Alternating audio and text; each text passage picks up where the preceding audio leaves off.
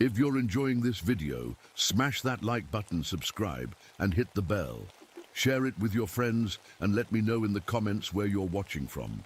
Every like and subscribe helps the channel grow.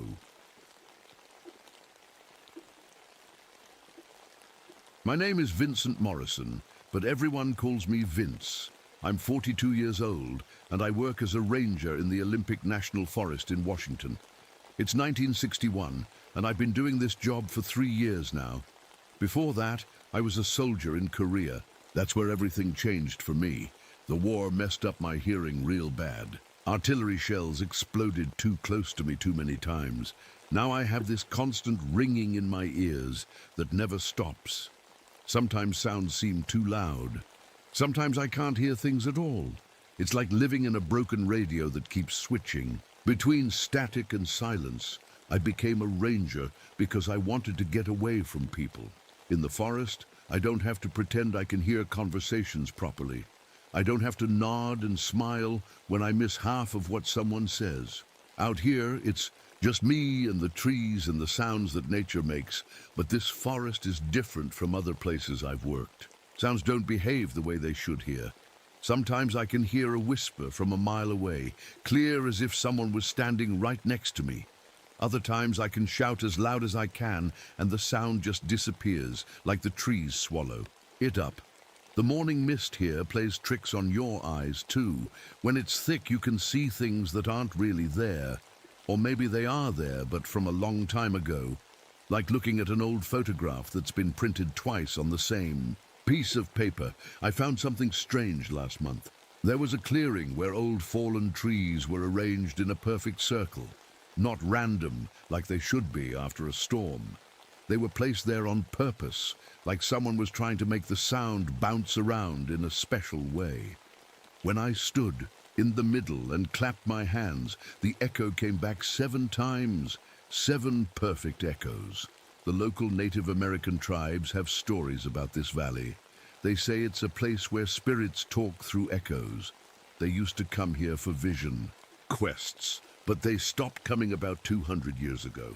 Just stopped, right in the middle of winter. Nobody knows why.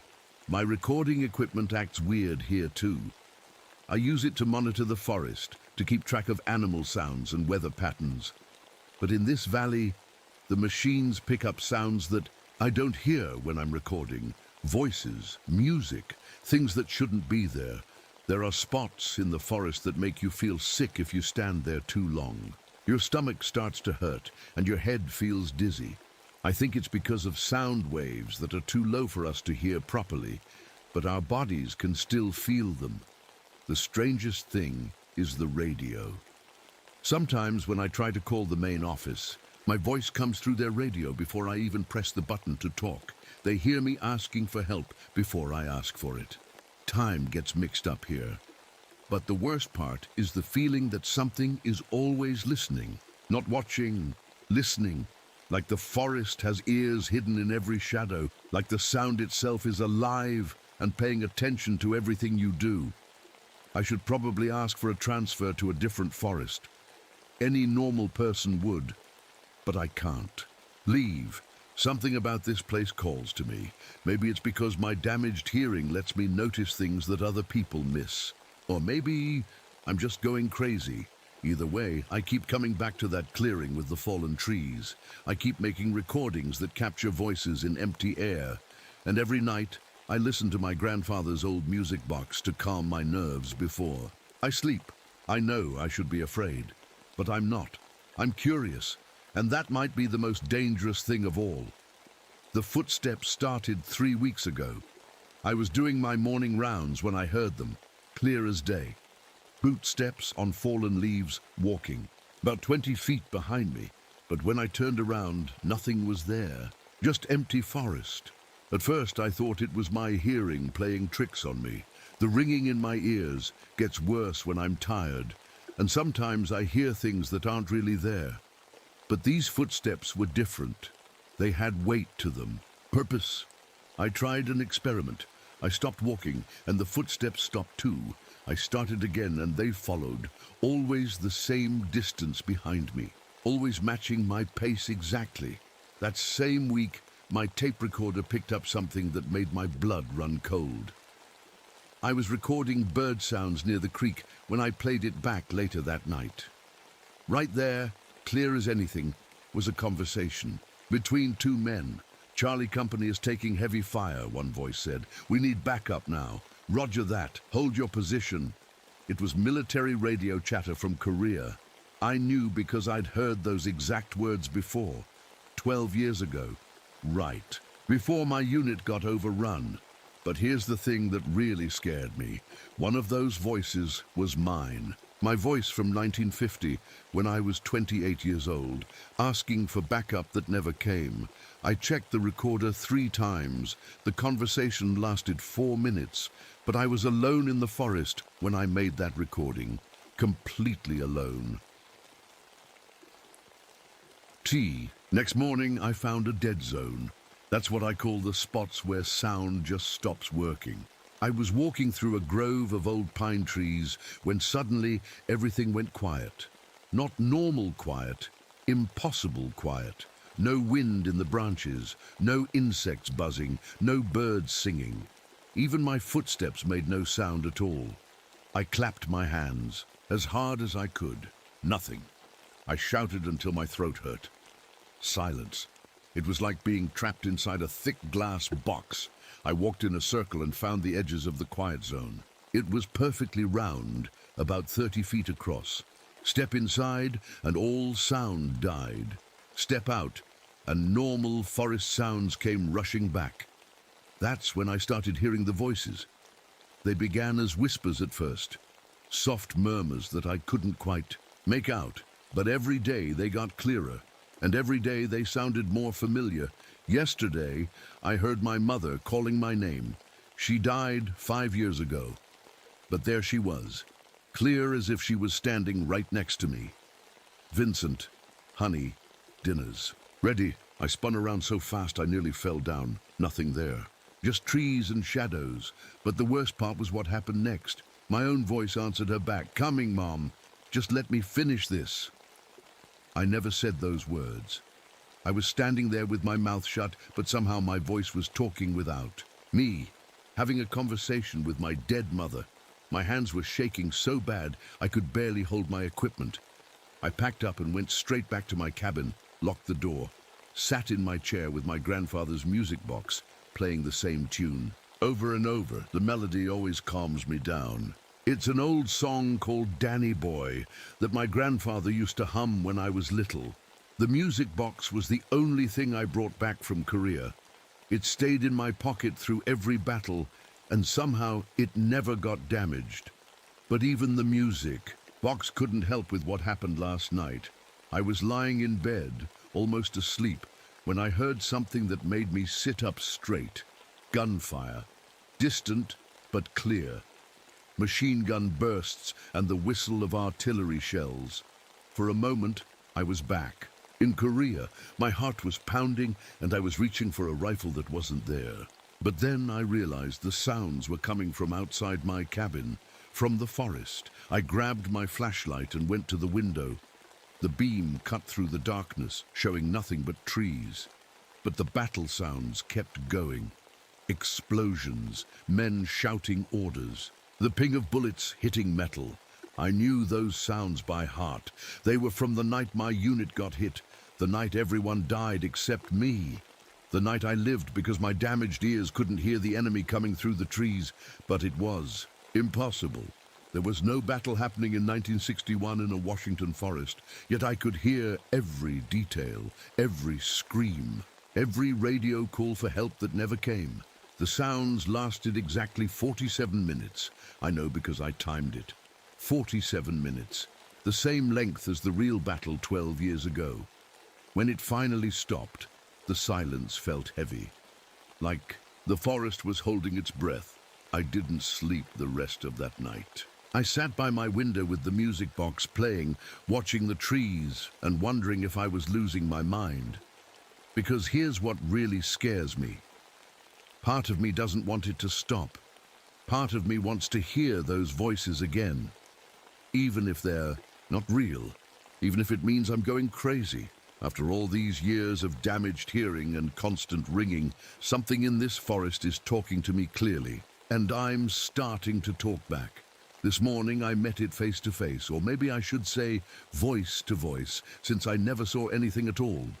I was back at the clearing with the fallen trees, setting up my recording equipment like I do every day. Now, the morning mist was thick and everything felt quiet and still, too still. That's when I heard my sergeant's voice. "Morrison, get your head down." I dropped to the ground without thinking. My body remembered that command even after 12 years. Sergeant Davis had saved my life more times than I could count in Korea. But Sergeant Davis was dead. Had been dead since 1950. "Good reflexes, soldier," the voice said. "You always were quick to follow orders." I looked around, but there was nothing, just empty air and morning fog. "Who's there?" I called out. My voice sounded small and scared. "You know who I am, Vincent. I'm everyone you've ever heard, every voice that's ever mattered to you." The voice changed. Now it sounded like my mother. "Vincent, honey, why did you stop writing to me?" Then it changed again. My father this time. "Son, I'm proud of what you've become." Each voice was perfect. Every word, every tone exactly right. But they were all speaking from the same empty spot in the air, about 10 feet in front of me. "What are you?" I whispered. "I'm the sound that never dies," it answered, now using my own voice to speak. "I'm every word ever spoken in this valley, every scream, every whisper, every prayer." My skin felt cold and prickly. It was like listening to a recording of myself, but I wasn't moving my mouth. "The people who lived here before understood," the thing continued, still using my voice. "They knew that some places remember everything. Every sound leaves a mark, Vincent. And this place has been collecting sounds for thousands of years." I reached for my grandfather's music box with shaking hands. The familiar tune started playing, and for a moment the voice stopped. "Ah, Danny boy," it said, switching to my grandfather's voice now. "I used to sing that to you when you couldn't sleep." Remember, I did remember. I was 6 years old, scared by thunder outside, and Grandpa sat by my bed singing that old song until I felt safe. "Stop it," I said. "Stop using their voices." "But these are the only voices you trust," it replied. "The only ones you can hear clearly. Your damaged ears filter out so much, Vincent, but not me. I speak through the damage. I am the damage." That's when I understood something terrible. The constant ringing in my ears, the tinnitus that never stopped. It wasn't just noise. It was this thing. It had been there all along, waiting inside my broken hearing. "You've been in my head," I said. "I've been in this valley," it corrected, still using my grandfather's gentle voice. "You just happened to be the first person in 200 years who could hear me properly. Your war wounds made you special, Vincent. They made you mine." I tried to stand up and back away, but my legs felt weak. "The Native Americans who used to come here," I said. "What happened to them?" "They heard me too," it answered. "But they were wise enough to leave. They understood that some sounds should stay buried, some echoes should never be answered. Why didn't they come back? Because I showed them what I really am, just like I'm going to show you." The air around me started to change. It felt thick, like trying to breathe underwater. And then the sounds began. Not the battle sounds from last night. Something worse. I heard every person who had ever died in this valley, Native Americans from centuries ago, calling out in languages I didn't recognize. Settlers who got lost in winter storms. Hunters who never made it home. All of their final words, all at once, layered on top of each other like broken glass. But underneath all those voices, I heard something else. Something that made my heart stop. I heard myself screaming. Not me now, but me from 12 years ago. Me from that night in Korea when everyone else died. The screams I thought I never made because I couldn't hear them over the artillery fire. "You did scream, Vincent," the thing said, now speaking in the voice of my dead sergeant. "You screamed for help. You screamed for your mother. You screamed until your throat bled. But your damaged ears couldn't hear it. You've been carrying those unheard screams all this time." The sounds of my own terror filled the air around me. Raw, broken sounds of a 28-year-old soldier watching his friends die while he hid in a foxhole, too deaf to help them. "Stop!" I begged. "Please stop!" "I can't stop, Vincent. I'm not choosing to do this. I'm just what happens when sounds get trapped in a place for too long, when they have nowhere else to go. My grandfather's music box was still playing in my hands, but even that sweet melody couldn't block out the horrible symphony of death and fear surrounding me. "What do you want from me?" I asked. "I want you to stay," it said simply. "I want you to add your voice to mine, to help me remember. This valley has been quiet for too long, Vincent. 200 years without a human voice to complete the collection. And if I say no, then you'll leave, like the others did, and you'll spend the rest of your life wondering if any of this was real, wondering if you're going insane, always listening for voices that might or might not be there." I looked around, at the empty forest, at my recording equipment, at the fallen trees arranged in their perfect circle. Everything looked normal, peaceful even. "How do I know you're real?" I asked. "How do I know I'm not just talking to myself?" The thing laughed, and it used every voice I'd ever loved to do it. My mother's laugh, my grandfather's chuckle, even Sergeant Davis's rough humor. "Does it matter, Vincent? Real or not, I'm the only thing that's spoken to you clearly in 12 years. I'm the only conversation you've had where you don't have to pretend to understand." And that was the worst part. It was right. For the first time since Korea, something was talking to me in words I could hear perfectly. No static, no missing pieces, no nodding and smiling while I guessed at what people meant. Even if it was driving me insane, it felt like coming home. I don't know how long I sat there in that clearing, listening to the thing speak with the voices of everyone I'd ever loved. Time felt strange, like it was moving too slow and too fast at the same time. My grandfather's music box kept playing in my hands, the same tune over and over. Danny Boy. The melody was the only thing keeping me connected to who I really was. "You're thinking about fighting me," the entity said, using my sergeant's voice again. "I can hear your thoughts, Vincent. They sound just like words to me." "Get out of my head," I whispered. "I'm not in your head. You're in mine. This whole valley is my mind, and you've been living inside it for months." I looked around at the trees, the fallen logs, the morning mist. Was any of it real, or was I trapped inside something else's dream? "The music box bothers you," I said. "I can tell." "It's too simple," the thing admitted, now speaking in my mother's voice. "Too pure. I'm made of broken sounds, Vincent. Screams and gunfire and dying words. Your grandfather's song doesn't belong with the rest of my collection." That gave me an idea, a dangerous idea. I stood up slowly, still holding the music box. What if I broke it? "Don't." For the first time, the entity sounded worried. "Vincent, don't do that." "It's the only thing here that's really mine," I said. "The only sound you can't copy perfectly.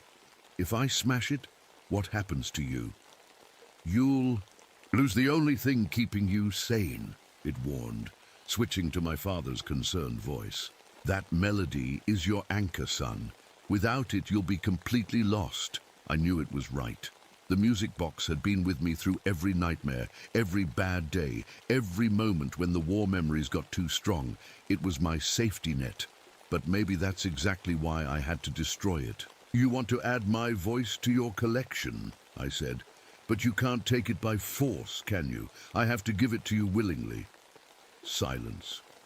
The first real silence I'd heard from the thing since it started talking.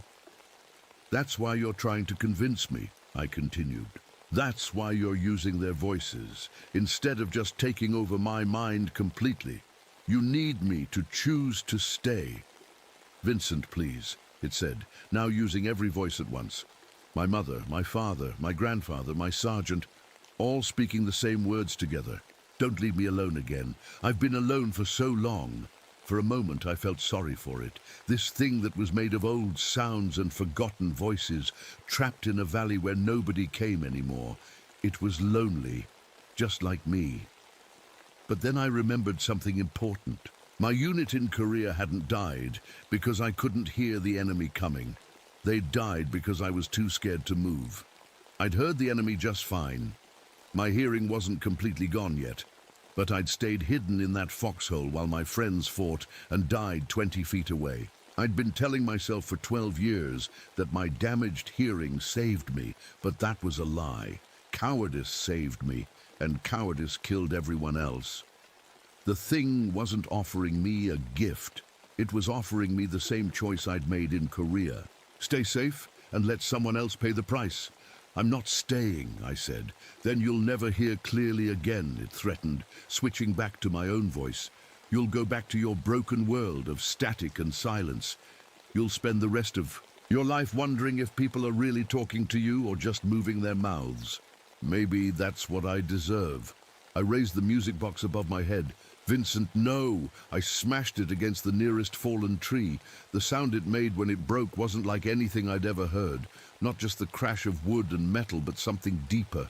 Like the valley itself was screaming. The melody stopped. My grandfather's song, the tune that had kept me calm for 12 years, died with a twisted, broken note. And then everything went quiet. Not the impossible quiet of the dead zones.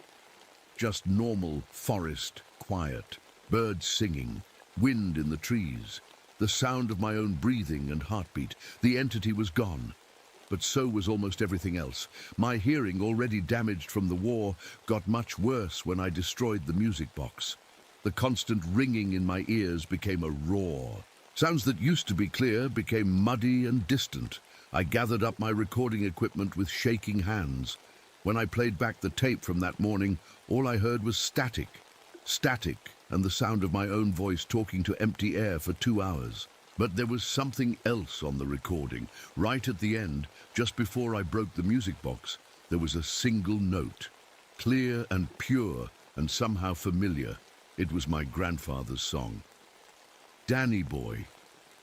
But it wasn't coming from the music box. It was coming from somewhere else in the forest. Somewhere I'd never looked. I followed the sound. It led me to a tree I hadn't noticed before. An old oak with bark scarred by lightning, and carved into that bark, in letters so faded they were almost impossible to read, were 2 words: help me. Below that, a date, 1847, and below that, initials. I recognized V.M. Vincent Morrison, my initials, but the carving was over 100 years old. I ran.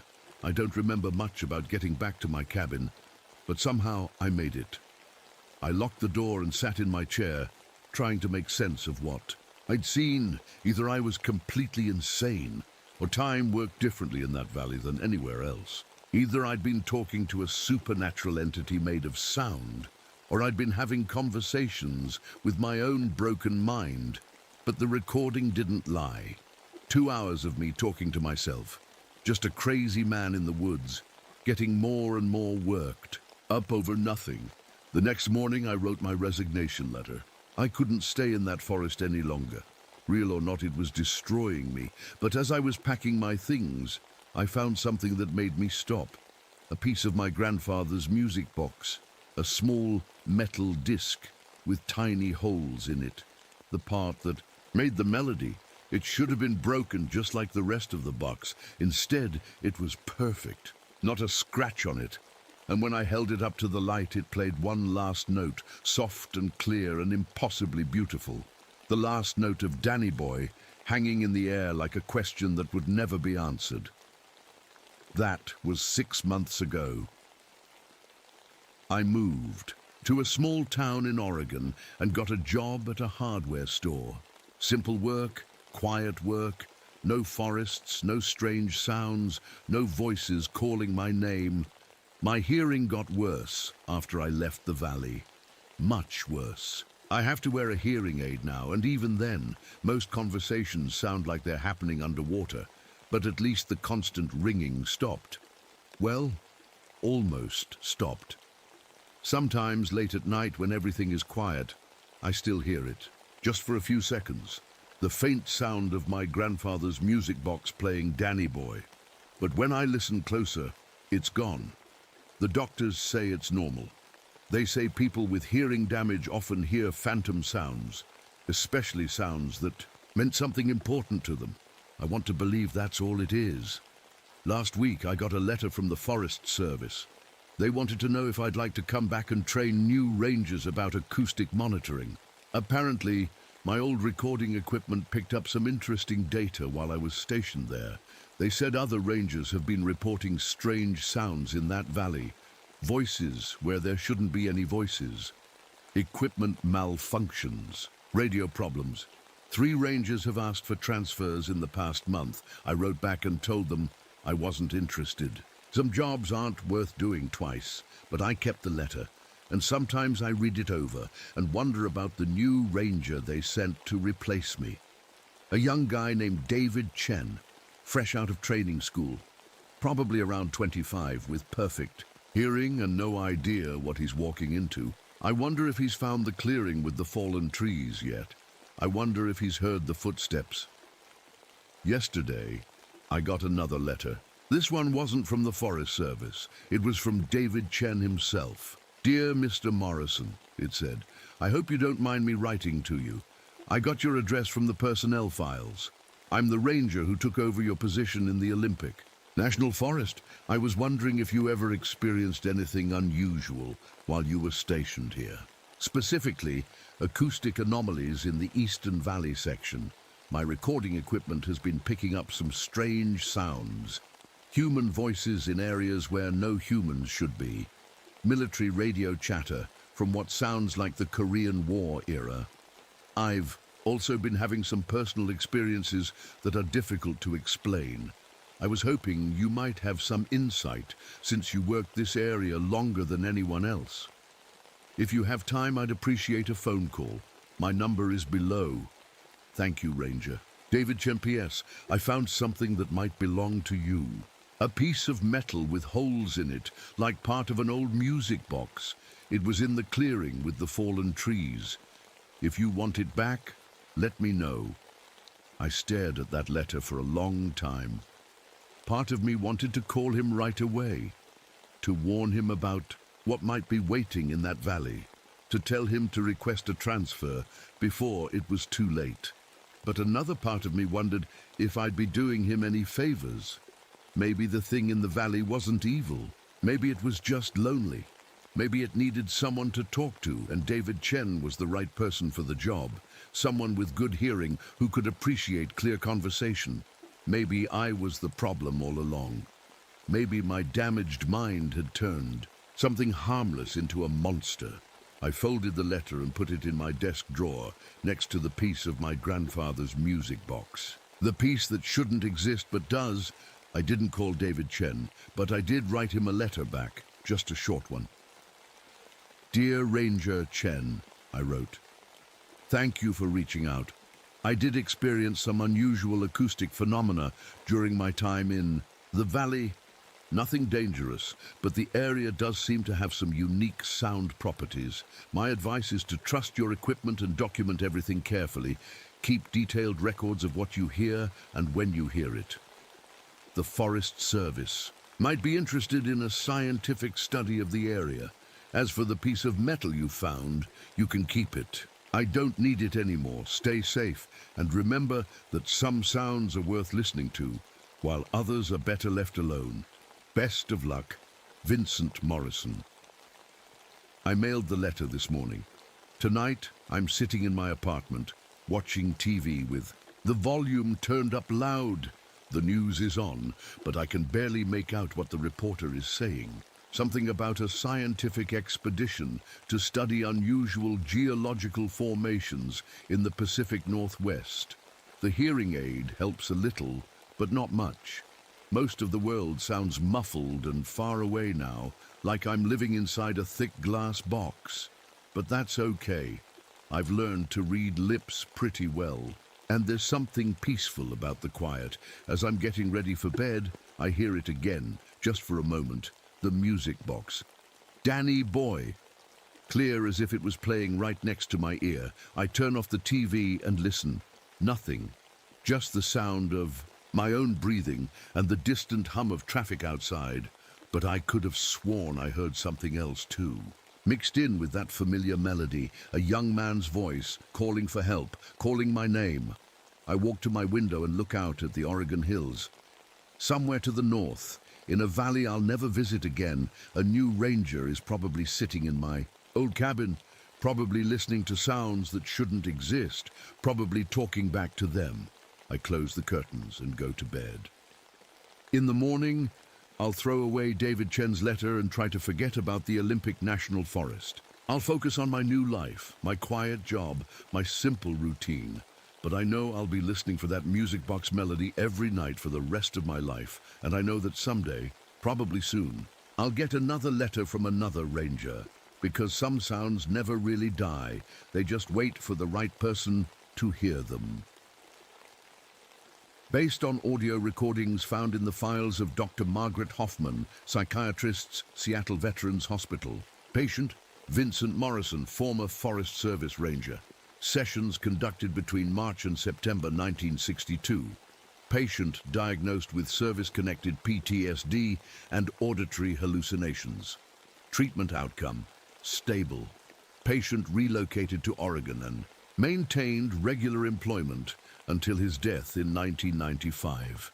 Note, in 1963, the Olympic National Forest officially closed the Eastern Valley section where Morrison was stationed, citing geological instability. The area remains closed to the public. He's Dr. M. Hoffman.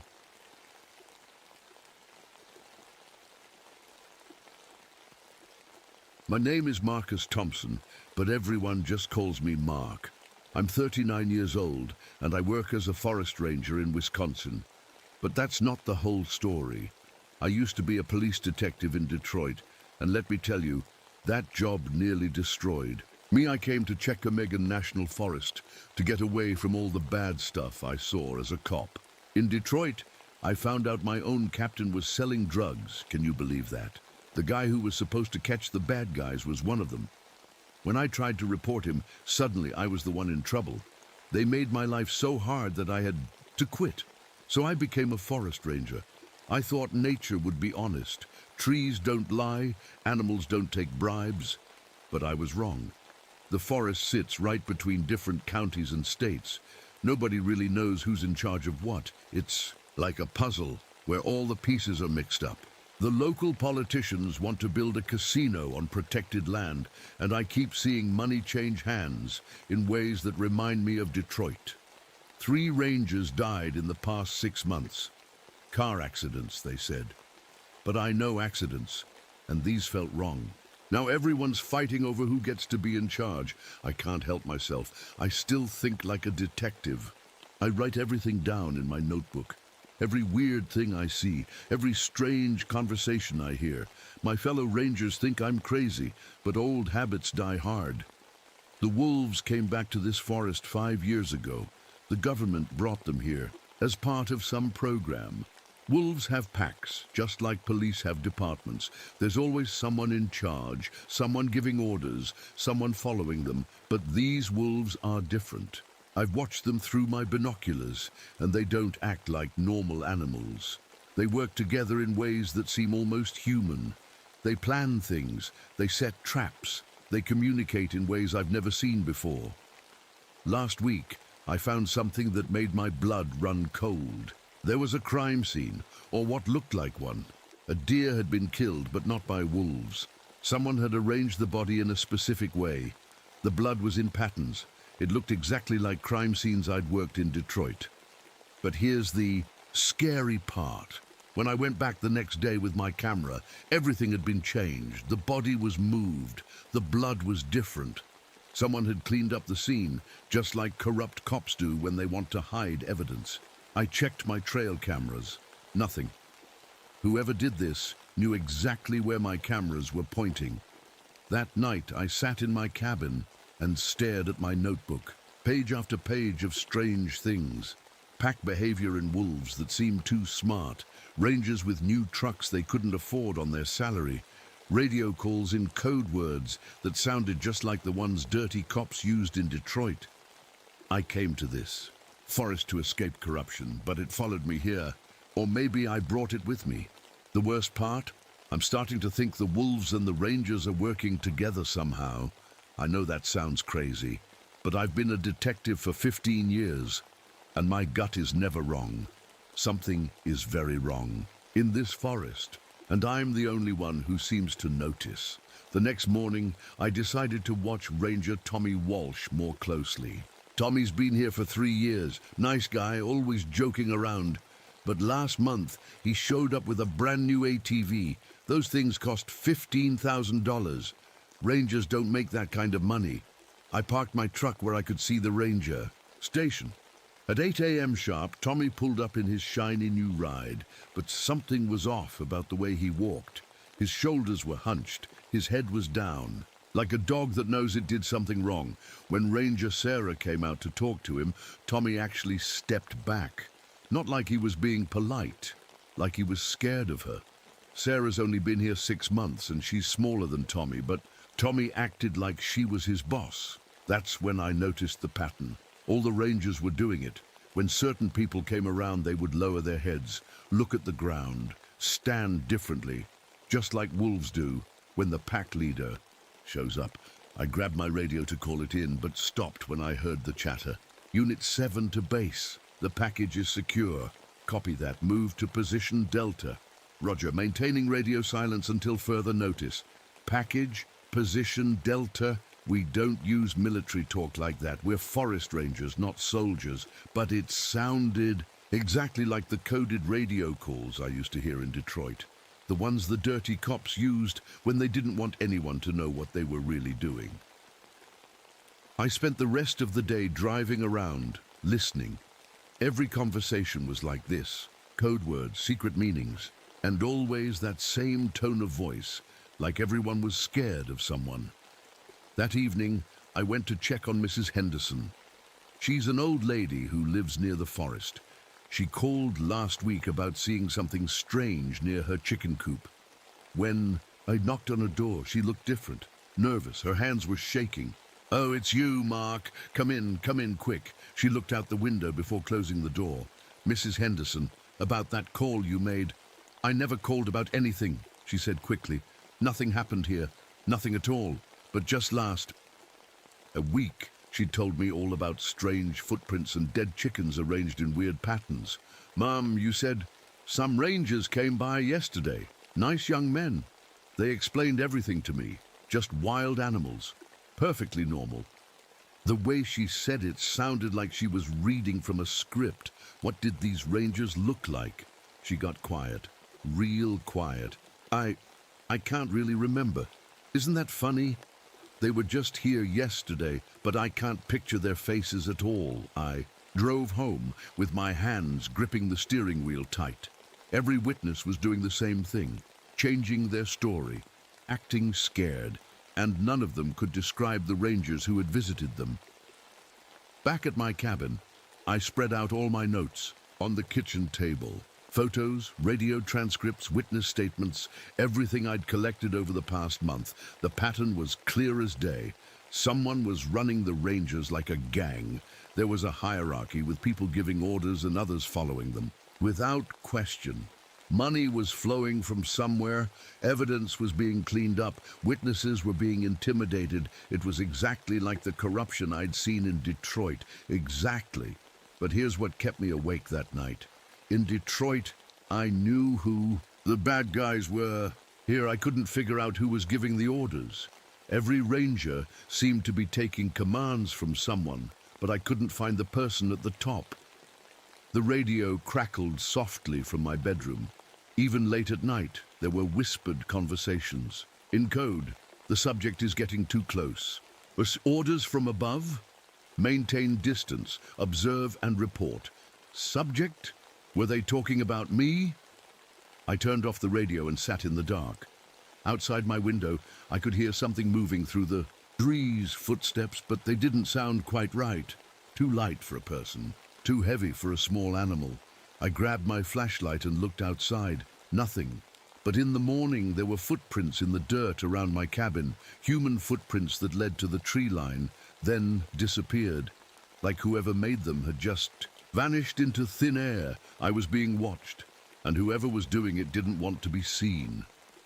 3 days later, I was checking fence lines near the old logging road when I saw him, Captain Morrison, my old boss from Detroit, standing right there in the middle of the forest wearing a ranger uniform. I blinked hard, shook my head, but he was still there.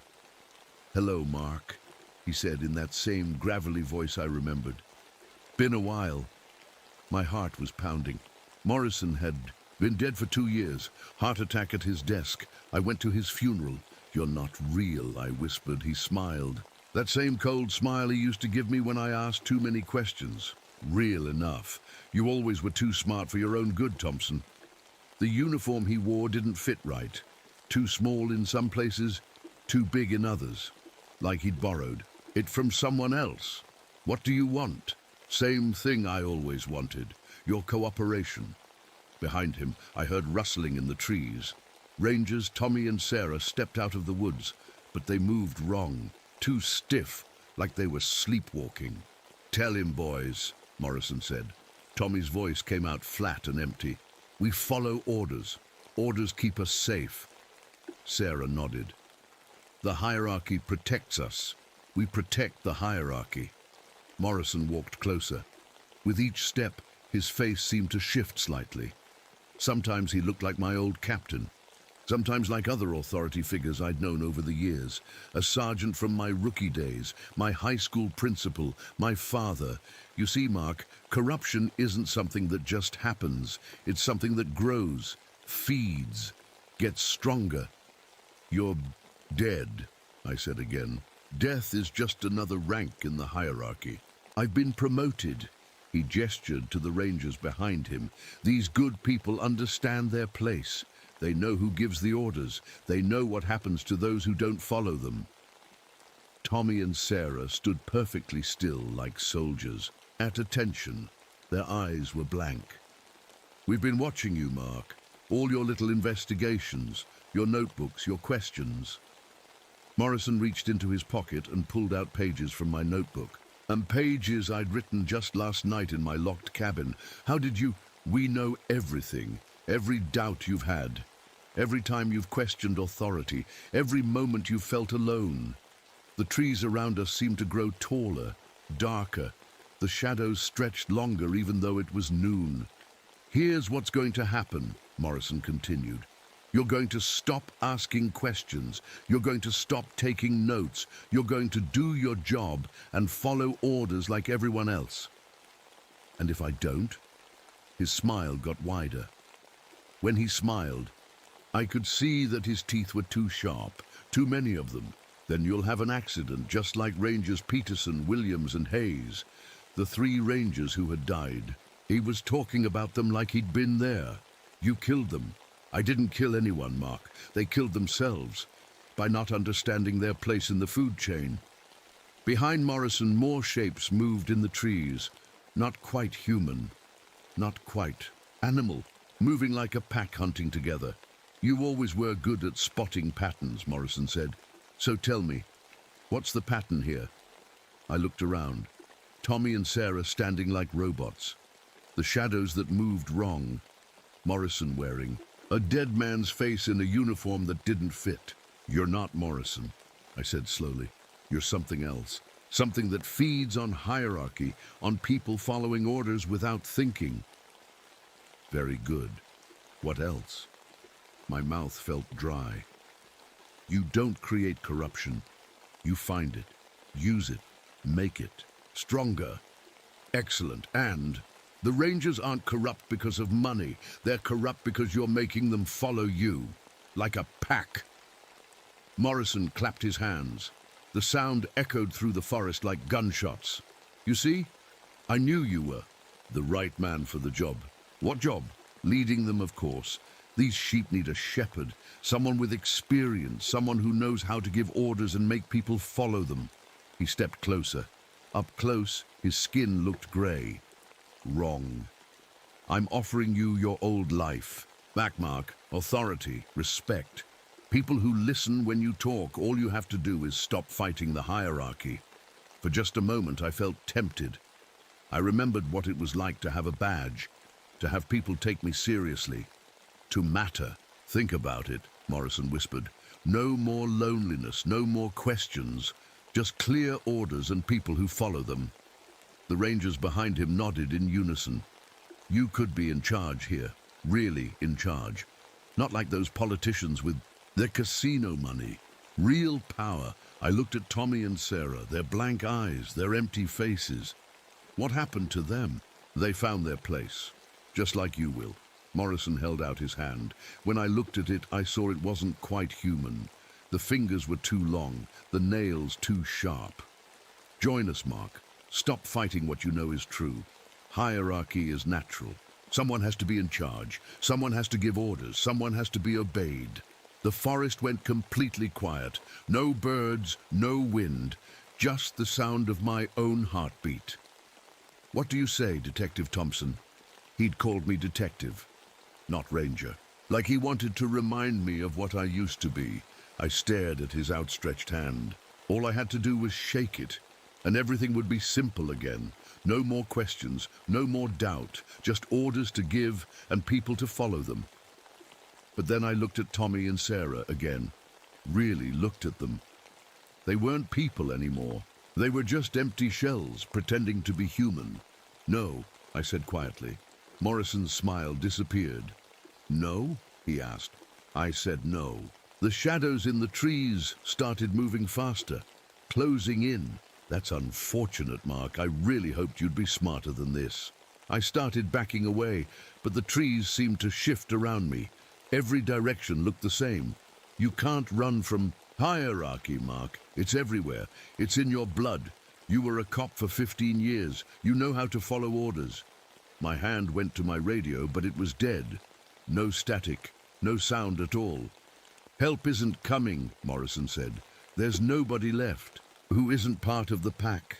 The shapes in the trees stepped forward. Rangers I recognized, but their faces were all wrong. Empty, hungry.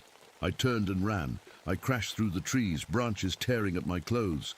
Behind me, I could hear them following, not running, walking. Like they knew I couldn't get away. My cabin was 2 miles through the forest. If I could get there, I had my truck, my gun, a chance. But every path I took led me in circles. The trees all looked the same. The sun seemed to move in the wrong direction. Nothing made sense. After what felt like hours, I stumbled into a clearing I'd never seen before. In the center was a pile of my notebooks, all of them, even the ones I'd hidden in my cabin. Morrison stepped out from behind a tree. You can't run from what you are, Mark. I was breathing hard, sweating. Leave me alone. You've spent your whole life serving hierarchy, following orders, giving orders. It's who you are. Other rangers emerged from the woods. Dozens of them, all with those same empty eyes. Look at them, Morrison said. They're happy now. No more difficult choices, no more moral struggles, just simple obedience. I backed toward the pile of notebooks. My life's work. Everything I'd learned, everything I'd discovered. You want to destroy the corruption? Morrison asked. You can't. It's part of the system, part of human nature. The strong lead, the weak follow. That's how it's always been. That's not true, isn't it? You were a detective for 15 years. How many corrupt cops did you arrest? How many crooked politicians? How many dirty judges? I didn't answer. None. He said, because the system protects itself. The hierarchy survives by removing threats, people like you. He was right, and I hated that he was right. But I'm offering you a chance to be part of the solution, to be in charge, to make the rules instead of following them. The empty-eyed rangers started walking toward me, slowly, like they had all the time in the world. I grabbed one of my notebooks from the pile, opened it, pages and pages of evidence, patterns, connections, all my detective work. You know what your problem is, Mark, Morrison said. You think too much. You question everything. You can't just accept the way things are. I tore out a page, from the notebook, then another. What are you doing? Something I should have done a long time ago. I kept ripping pages. Years of investigation. All the evidence I'd collected. All the patterns I'd found. Stop, Morrison said. but his voice didn't sound as confident as before. I pulled out my lighter, the one I'd carried since my cop days. "You need those notes," Morrison said quickly. "They're proof, evidence. Without them, nobody will believe you. Maybe I don't want them to believe me." I lit the first page, watched it burn. Morrison actually took a step back. "You're making a mistake." "Maybe. But it's my mistake to make." I dropped the burning page onto the pile of notebooks. The fire spread. Quickly, the rangers around me stopped walking. Some of them blinked like they were waking up from a dream. "What's happening?" Tommy asked. His voice sounded normal again. Morrison's face began to change, shift, like a TV with bad reception. "The notebooks," he said desperately. "You need the evidence. Without proof, there's no justice." "Justice?" I laughed, but it wasn't a happy sound. "You want to know what I learned in 15 years as a cop? Sometimes you can't fix the system. Sometimes you just have to walk away." The fire was getting bigger. All my work, all my patterns, all my evidence, going up in smoke. More rangers were blinking awake, looking around confused. "Where are we?" Sarah asked. Morrison was getting smaller, less solid, like he was made of smoke himself. "You're destroying everything," he whispered. "Good." I threw my badge into the fire, the ranger badge I'd worn for 2 years. Then I pulled out my old police detective badge, the one I'd never been able to throw away. "That went into the fire too," Morrison screamed. But it wasn't a human scream. It was the sound of wind through dead trees, of static on a broken radio, of authority dying. The rangers were all awake now, looking scared and confused. "What happened?" Tommy asked. "I remember getting orders, but I can't remember from who." "It doesn't matter," I said. The fire was dying down, nothing left but ashes. Morrison was almost gone now, just a shadow that looked like smoke. "You think you've won," he whispered. "There are others like me, in every police department, every government office, every place where people have power over other people." "I know," I said, "but I'm not fighting them anymore." "Then what will you do?" I looked around at the confused rangers. Good people who'd been used, manipulated, turned into something they weren't. "I'm going to quit," I said, "and maybe that's the only way to win." Morrison gave one last scream, and then he was gone. Just empty air where he'd been standing. The rangers looked at each other, then at me. "What do we do now?" Sarah asked. "Whatever you want," I said. "Nobody's giving orders anymore." I walked away from the clearing, away from the ashes of my notebooks, away from everything I'd been trying to fix.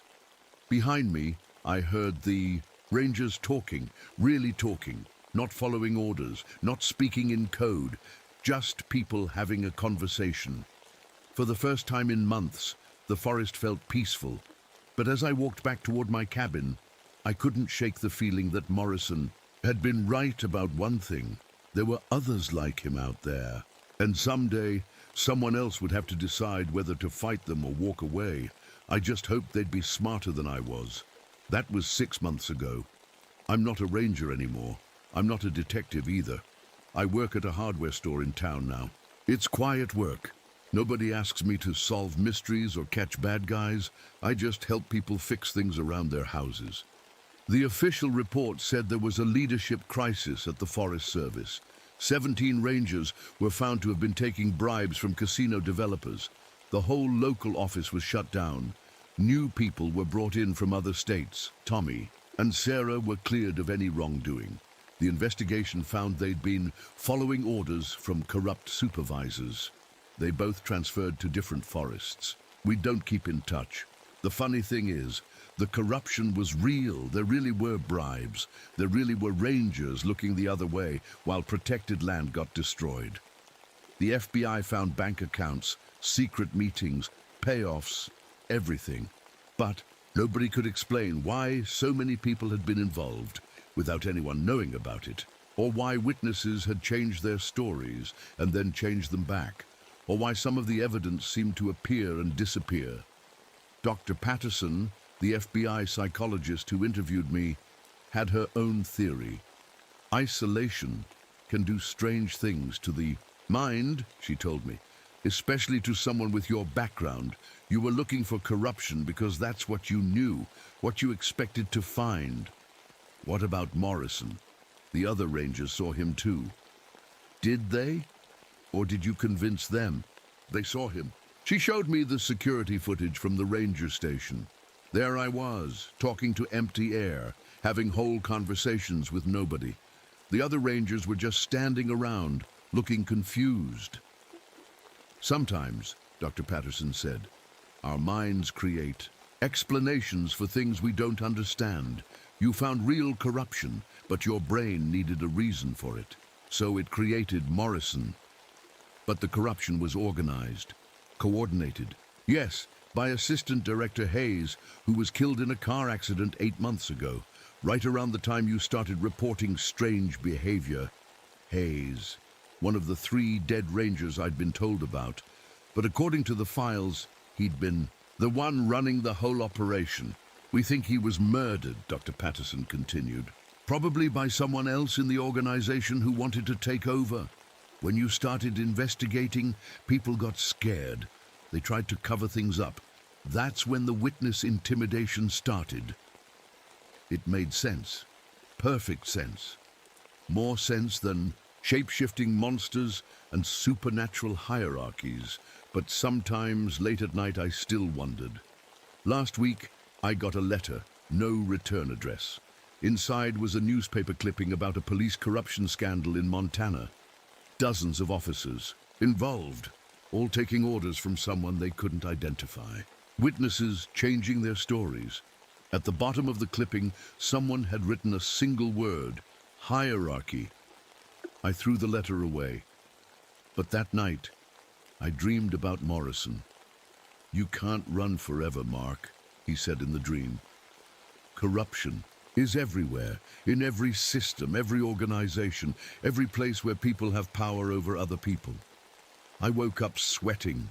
The next morning, I went to work, like always, helped customers, sold screws and paint and garden hoses.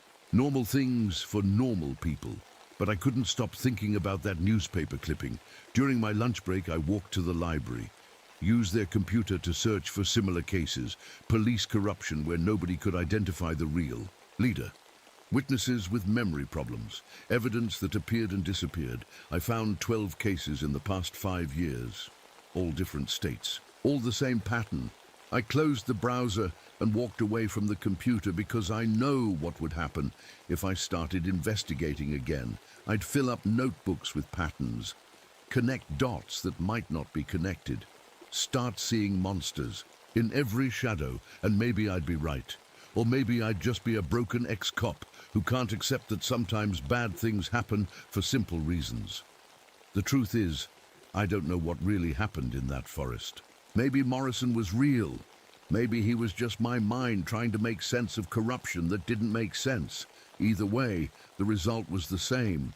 The bad guys got caught. The system got cleaned up. People are safer now. But late at night, when I can't sleep, I still wonder about those other cases, those 12 police departments where nobody could identify who was really in charge.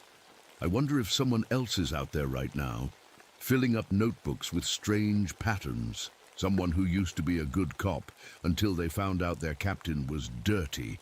Someone who thought they could escape corruption by running away to somewhere quiet and peaceful. Someone who's about to learn that you can't run from hierarchy because it's everywhere and it's always hungry. I tell myself these are just thoughts, just paranoia from a man who's seen too much corruption and can't let it go. But sometimes, when I'm helping customers at the hardware store, I notice things. The way some people talk to others, the way they stand, the way they look around like they're following orders they can't remember getting. And I wonder if the pack is still out there, still hunting, still growing, still looking for someone to lead it. But that's not my problem anymore.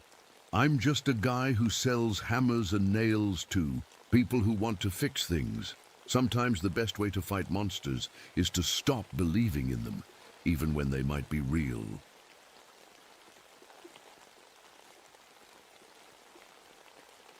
My name is Dave Kowalski, and I've been dead before. I know that sounds crazy, but it's true. 3 years ago, during a Navy training dive, something went wrong. My air tank failed at 60 feet down. I remember the panic, the burning in my lungs. Then, nothing. They pulled me up after 4 minutes. No heartbeat, no breathing. Clinically dead, but they got me back. Now I'm a ranger here in the boundary waters of Minnesota. It's funny, most people would stay away from water after nearly drowning. Not me. I feel safer down there than I do up here. On land, everything feels too bright, too loud, too alive. Underwater, it's quiet, peaceful, like the place I went. When I died, the boundary waters is a maze of lakes and rivers that stretch for miles. Crystal clear water so clean you can see the bottom 30 feet down. At least, you should be able to. That's part of why I'm here. Something's been happening in these waters, and the other rangers don't want to deal with it. People have been drowning. Not just one or two. Dozens over the past few years. Good swimmers, experienced divers, people who knew these waters better than their own backyards. They'd go out for a normal day of fishing or swimming and they'd just disappear. Sometimes we'd find the bodies, sometimes we wouldn't. The weird part, the ones we did find all had the same look on their faces. Not scared, not panicked, peaceful, like they'd just gone to sleep underwater. I volunteered to investigate because I understand drowning in a way the others don't. I've been there. I know what it feels like when the water fills your lungs and everything goes dark. I know the strange calm that comes right before the end. My first week on the job, I spent most of my time diving, checking the lake bottoms, looking for anything unusual. The water here is different from other places I've dived. It's too clear, like looking through glass.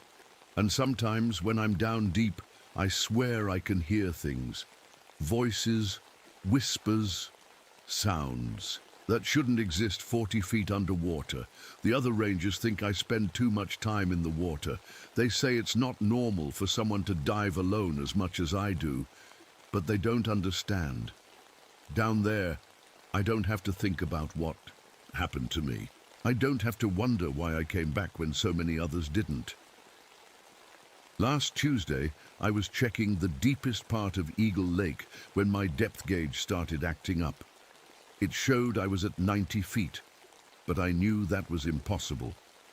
Eagle Lake is only 60 feet at its deepest point. I checked my watch. I'd been down for 20 minutes, but it felt like 5.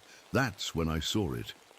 At the bottom of the lake, where there should have been sand and rocks, there was something else. Something that looked almost like architecture, straight lines and right angles that nature doesn't make. I swam closer, but the water seemed to push me back like an invisible current. I surfaced and marked the location on my map. When I got back to shore, I called it in to my supervisor. He told me to file a report and stay out of that section until further notice, but I can't stay away. Something down there is calling to me, something that knows what it's like to die and come back. Something that understands the space between breathing and drowning. Tonight, I'm going back down. I went back to Eagle Lake at sunset.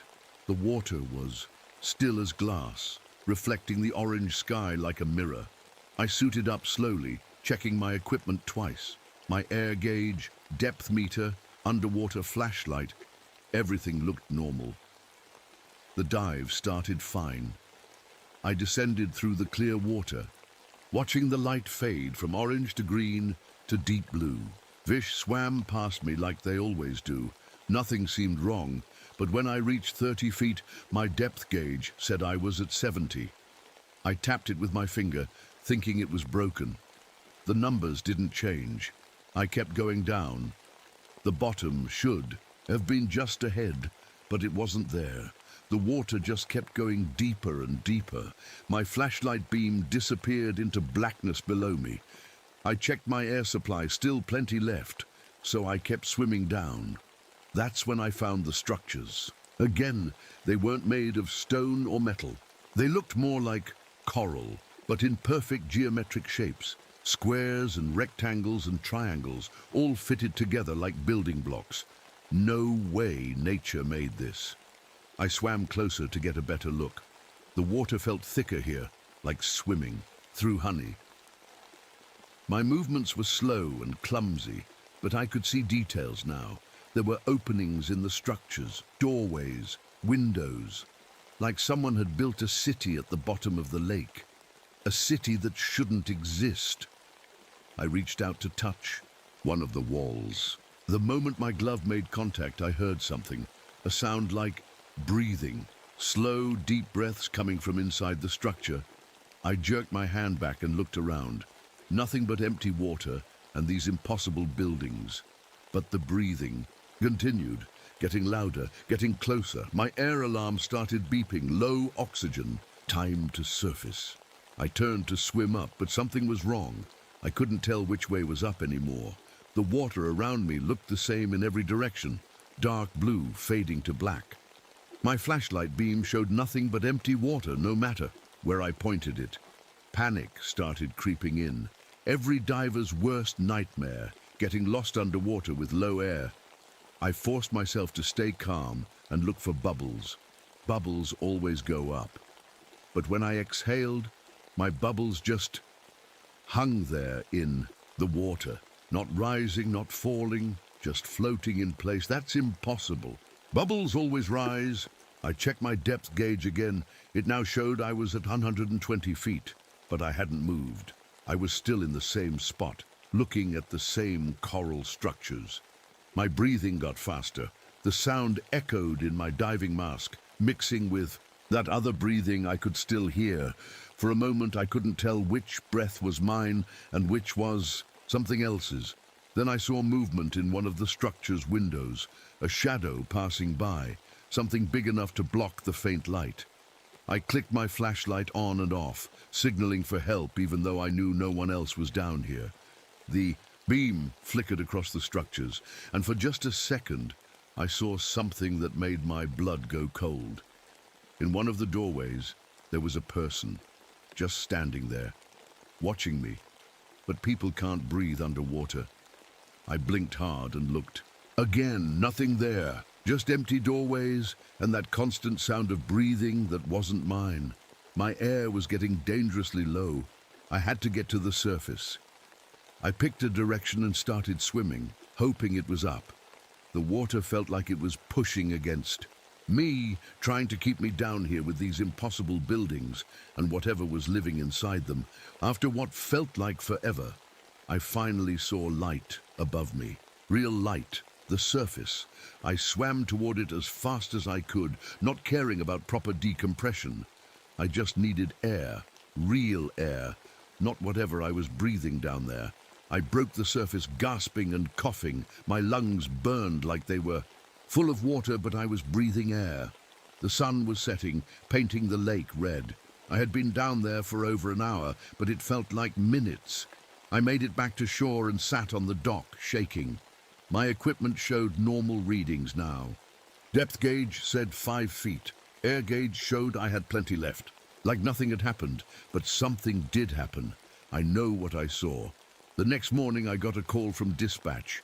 Another drowning victim had been found in Eagle Lake.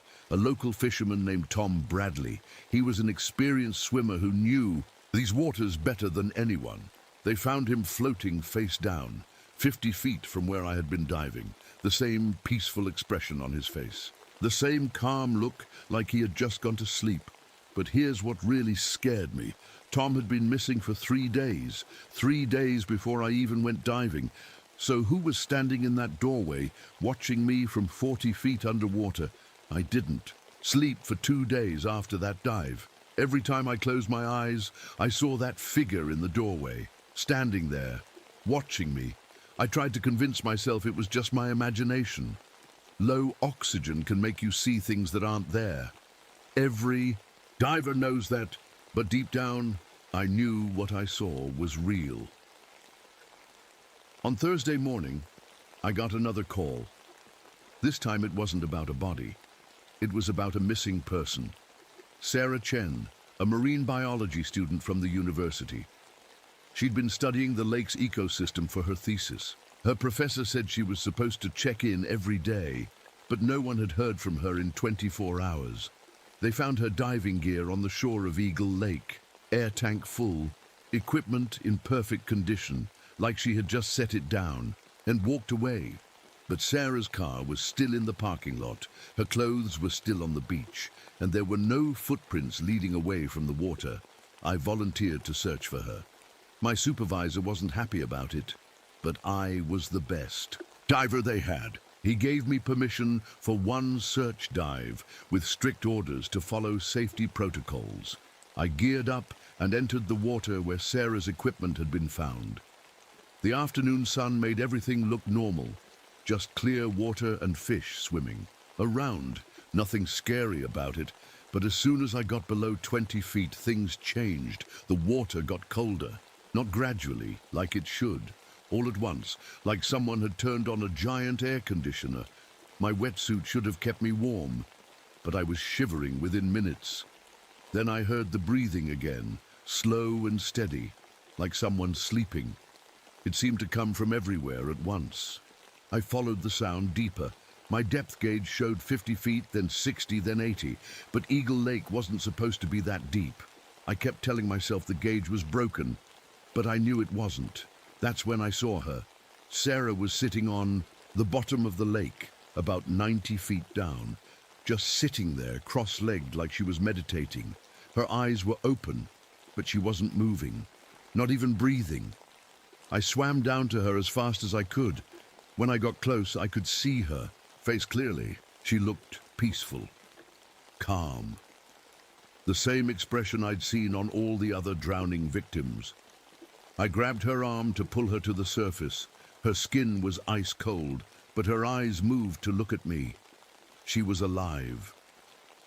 But then she smiled and shook her head, like she was saying no, like she didn't want to be rescued. I tried to grab her again, but the water around her started moving, swirling, creating a small whirlpool that pushed me away. The current was impossible. There shouldn't be any current at the bottom of a lake. Sarah's mouth opened and she spoke. I heard her voice clearly, even though we were 90 feet underwater. "It's peaceful here," she said. "No pain, no worry, just quiet. You need to surface," I tried to say through my breathing apparatus. "You'll die down here." She laughed and bubbles came out of her mouth, but she was still talking, still breathing somehow. "I already died," she said, 3 days ago, but he came back, just like you did." My blood went cold. How did she know about my drowning accident? "You remember, don't you?" Sarah continued. "How quiet it was when you died. How peaceful. No pain, no fear, just floating." And suddenly I did remember. Not just the panic and the burning lungs, but what came after. The silence. The feeling of floating in warm, dark water. The peace I felt when everything stopped. The peace I'd been looking for ever since. "You can stay," Sarah said. "You don't have to go back up there, back to the noise and the light and all that pain you carry around." The water around me started to move again, not pushing me away this time, but pulling me down, deeper. The current wrapped around my legs like hands, gentle but strong. I looked up. The surface seemed miles away now, a tiny circle of light that was getting smaller and smaller. For a moment I almost let it take me. The pull was so gentle, so inviting, like sinking into a warm bed after a long, hard day. But then I remembered why I was here. Sarah needed help. She was a real person with a real life waiting for her on the surface. Her professor was worried. Her family was probably scared. I kicked hard against the current and swam toward her. This time, I didn't try to grab her gently. I wrapped my arms around her waist and kicked toward the surface with everything I had. The current fought back. It felt like swimming through thick mud. Sarah didn't struggle, but she kept talking. "You can't save me," she said. "You can't save any of us. We belong down here now, in the quiet place, the place between breathing and not breathing." But I kept swimming up. My lungs burned, my legs felt like they were made of lead. The surface looked impossibly far away, and then something else grabbed. Not the current this time. Something with actual hands, cold, wet hands that wrapped around my ankle and started pulling me back down. I looked back and saw something that made me forget how to breathe. It wasn't Sarah anymore. It was me. My own face, but pale and bloated like someone who had been underwater too long. My own dead eyes staring back at me. "You died," it said in my voice. "You should have stayed dead." The thing that looked like me smiled, and I saw rows of teeth that looked like they were made of coral, like the structures I'd seen at the bottom of the lake. That's when I knew what I was really dealing with. This wasn't just about drowning. This was something much older. Something that had been living in these waters long before people ever came here. Something that collected the drowned and made them part of itself. And it wanted me to join them. I kicked as hard as I could, trying to break free from the thing. That looked like me. Its grip was strong, but desperation made me stronger. I broke the surface, gasping and choking, dragging Sarah with me. She wasn't breathing. I pulled her to shore and started CPR. Press, press, breathe. Press, press, breathe. Water poured out of her lungs, but she still wasn't responding. I kept trying for what felt like hours. Finally, she coughed and opened her eyes. Real eyes this time, not the empty ones I'd seen underwater. Where am I?" she whispered. "You're safe," I told her. "You're on the shore. You nearly drowned." Sarah sat up slowly, looking confused. "I was studying the lake bottom, taking samples. Then, I don't remember anything else." She had no memory of sitting on the lake floor, no memory of talking to me underwater, no memory of the thing that had been wearing her face. The paramedics arrived and took Sarah to the hospital. The doctors said she was lucky to be alive. They couldn't explain how she'd survived underwater for so long without brain damage, but I knew she hadn't been underwater the whole time. Something else had been using her body, something that lived in the deep water and could take any shape it wanted. That night, I sat in my cabin trying to make sense of what had happened.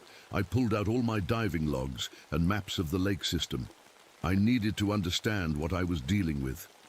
The drownings had been happening for years, but they'd gotten worse recently, and they all happened in the same area, the deepest parts of the interconnected lakes. The places where my equipment showed impossible depths. I spread the maps on my kitchen table and marked every drowning location with a red X.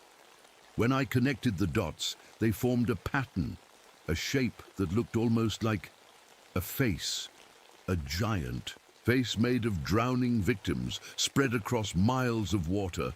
My phone rang. It was dispatch. "Dave, we've got a problem," the voice said. 3 more people went missing today. All experienced swimmers, all in the same area you've been diving." My blood went cold. "Who?" "The Morrison family. They were camping at Pine Point. Their tent is still set up, but they're gone. Their boat is still tied to the dock, but there are wet footprints leading from the water to their campsite. I'll be right there." "Dave, wait. There's something else. The footprints. They go to the tent, but they don't come back out. It's like they just vanished inside." I drove to Pine Point as fast as I could. The Morrison campsite was exactly as dispatch had described. Tent still up, fire still smoldering, food still on. The picnic table. But no people. The wet footprints were there too. 3 sets, 2 adults and 1 child. They led from the water's edge straight to the tent entrance. I called out, hoping they were just hiding inside. "Hello? Morrison family? This is Park Service. Are you okay?" No answer. I unzipped the tent and looked inside. Empty sleeping bags, personal belongings scattered around. But on the floor of the tent, there was a puddle of lake water. Fresh water, still dripping from nowhere. The water was moving, swirling in a small circle like a tiny whirlpool. As I watched, it started to form shapes, first letters, then words. "Come back down," the water spelled out. "We're waiting." Then the water soaked into the tent floor and disappeared. I backed away. From the tent, my heart pounding. Whatever was in the lake, it could reach onto land now. It could follow people anywhere there was water. My radio crackled. Another voice, but not dispatch this time. A voice I recognized. Dave? It was Sarah's voice. But Sarah was in the hospital. Sarah, how are you on this frequency? I'm not in the hospital anymore, the voice said. I'm back at the lake. I remember now. I remember what it showed me. Sarah, stay away from the water. Whatever you remember, it's not real. It's more real than anything else, she said. It showed me the truth, Dave, about the drownings, about what happens to people like us. People like us? People who died and came back. We're not really alive anymore, Dave. We're something in between.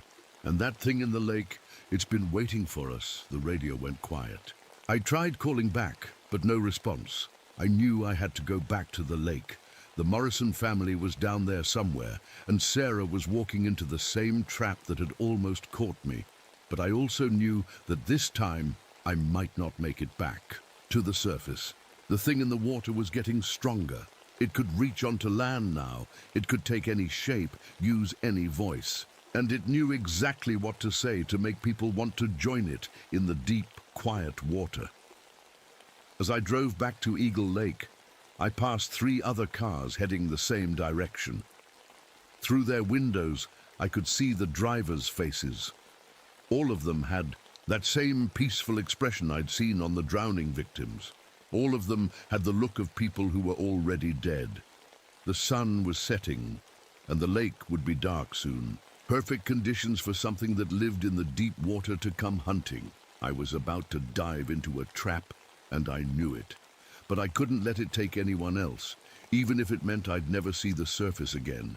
I reached Eagle Lake just as the last light was fading from the sky. The water looked black as oil, reflecting nothing but darkness. But I could see lights moving beneath the surface, not flashlights, something else, something that glowed with its own cold light. 3 cars were parked at the boat launch, empty. Their drivers were already in the water. I put on my diving gear one last time. My hands were shaking as I checked my equipment. Air tank full, flashlight working. But I knew none of it would matter if the thing in the water decided to take it away from me. Before I entered the water, I did something I'd never done before. I called my supervisor and left a message. This is Dave Kowalski. If you're hearing this, I'm probably dead. There's something in Eagle Lake. Something old and hungry. It's been taking people for years, making them drown. If I don't come back, seal off this whole area. Don't let anyone else in the water. I hit send and turned off my phone. The water felt different the moment I entered it. Thicker, warmer, like swimming through blood instead of lake water, but I forced myself to keep going down. At 30 feet, I found them. The Morrison family was sitting on the lake bottom in a circle, holding hands. Their eyes were open, looking up at me, but they weren't moving. Not breathing, just waiting. In the center of their circle sat Sarah. She smiled when she saw me and waved like we were old friends meeting at a coffee shop. I told you you'd come back, she said, her voice clear despite being underwater. You can't stay away. None of us can. I'm here to take them home, I said through my breathing apparatus. They are home, Sarah replied. Look around, Dave. Really look. I turned my flashlight in a slow circle. The underwater structures I'd seen before were bigger now, much bigger. They stretched out in all directions, forming a vast city on the lake bottom. And in every window, every doorway, stood a person. Dozens of them, maybe hundreds. All the people who had drowned in these lakes over the years, all of them standing perfectly still, watching me with empty eyes. We've been waiting for you, Sarah said, the one who died and came back, the one who understands what it's like to be caught between breathing and not breathing. The water around me started to move, not a current this time, but something alive, something that wrapped around my arms and legs like invisible rope. You don't belong up there anymore, Sarah continued. You died, Dave. You should stay dead. Stay with us in the quiet place. For a moment I almost gave in. The pull was so strong, so gentle, and she was right. I had died. Maybe I didn't belong in the world of the living anymore. But then I looked at the Morrison family. The little girl couldn't have been more than 8 years old. She had her whole life ahead of her, and Tom Bradley, the fisherman, he had a wife who was probably still wondering where he was. These people weren't like me. They hadn't chosen to come back. From death, they'd been taken. No, I said, swimming toward the Morrison family. They're coming with me. The water around me turned ice cold. So cold it felt like needles stabbing through my wetsuit, but I kept swimming. Sarah's face changed. Her peaceful expression twisted into something angry and hungry. You can't save them, she hissed. You couldn't even save yourself. That's when I saw it. The real creature, not Sarah, not the drowned people, but the thing that was controlling them all. It was huge, like a giant jellyfish made of shadows and water, with tentacles that reached through the entire lake system. The drowned people weren't standing on the lake bottom. They were part of it, connected to the creature by thin threads of dark water. And now those threads were reaching for me. I grabbed the Morrison family one by one, pulling them away from the creature's grip. Each time I touched one of them, they gasped and coughed like they were waking up from a dream. The creature fought back. The water pressure around me increased until I felt like I was being crushed. My ears popped, my vision blurred, but I kept swimming up, dragging the family with me. We were almost to the surface when the creature made its final move. It let go of all the other drowned people at once, sending them swimming toward me like a school of dead fish. But instead of attacking me, they formed a chain. Each person grabbed the next, creating a human rope from the lake bottom to the surface. Tom Bradley grabbed my hand and nodded. Go, he said, take them home. I understood. The creature had been controlling them, but some part of their real selves was still there, still fighting, and they were using their last bit of freedom to help me save the Morrison family. I swam up the chain of people, passing them from hand to hand. Tom, then Sarah, then dozens of others whose faces I recognized from missing person reports over the years. We broke the surface together. The Morrison family gasped and coughed, spitting up lake water. Alive. Really alive. Behind us, the lake began to churn and bubble. The creature was angry, but it couldn't follow us onto land, not yet. I got the family to shore and called for help. The paramedics arrived within minutes. The Morrisons were taken to the hospital, but they would survive. As for me, well, that's where things get complicated. The doctors say I was found floating unconscious on Eagle Lake. No diving gear. No explanation for how I survived underwater for 3 hours. The official report says I suffered from hallucinations due to lack of oxygen. But I know what really happened. And I know the creature is still down there, waiting, angry, hungry. Sometimes, late at night, I can hear it calling to me, whispering through the pipes in my cabin, promising peace and quiet and an end to all the pain of being alive. I don't go diving anymore. I transferred to a ranger station far from any large bodies of water, but I still dream about the deep, quiet water, about the place between breathing and drowning, about all those people still trapped down there, waiting for someone to save them. And sometimes I think about going back just one more dive, just to make sure it's really over. But I know better now. Some things that die should stay dead. Some waters are too deep to explore. Some currents are too strong to fight. The lake is still there, still calm on the surface, still hiding its secrets in the depths.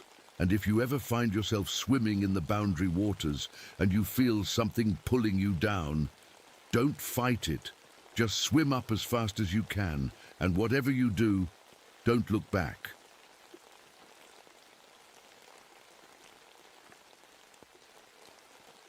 My name is Maria Esperanza Delgado Yazzi. I know it's a long name.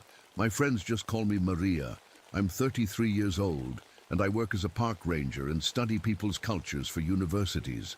That's called being an anthropologist.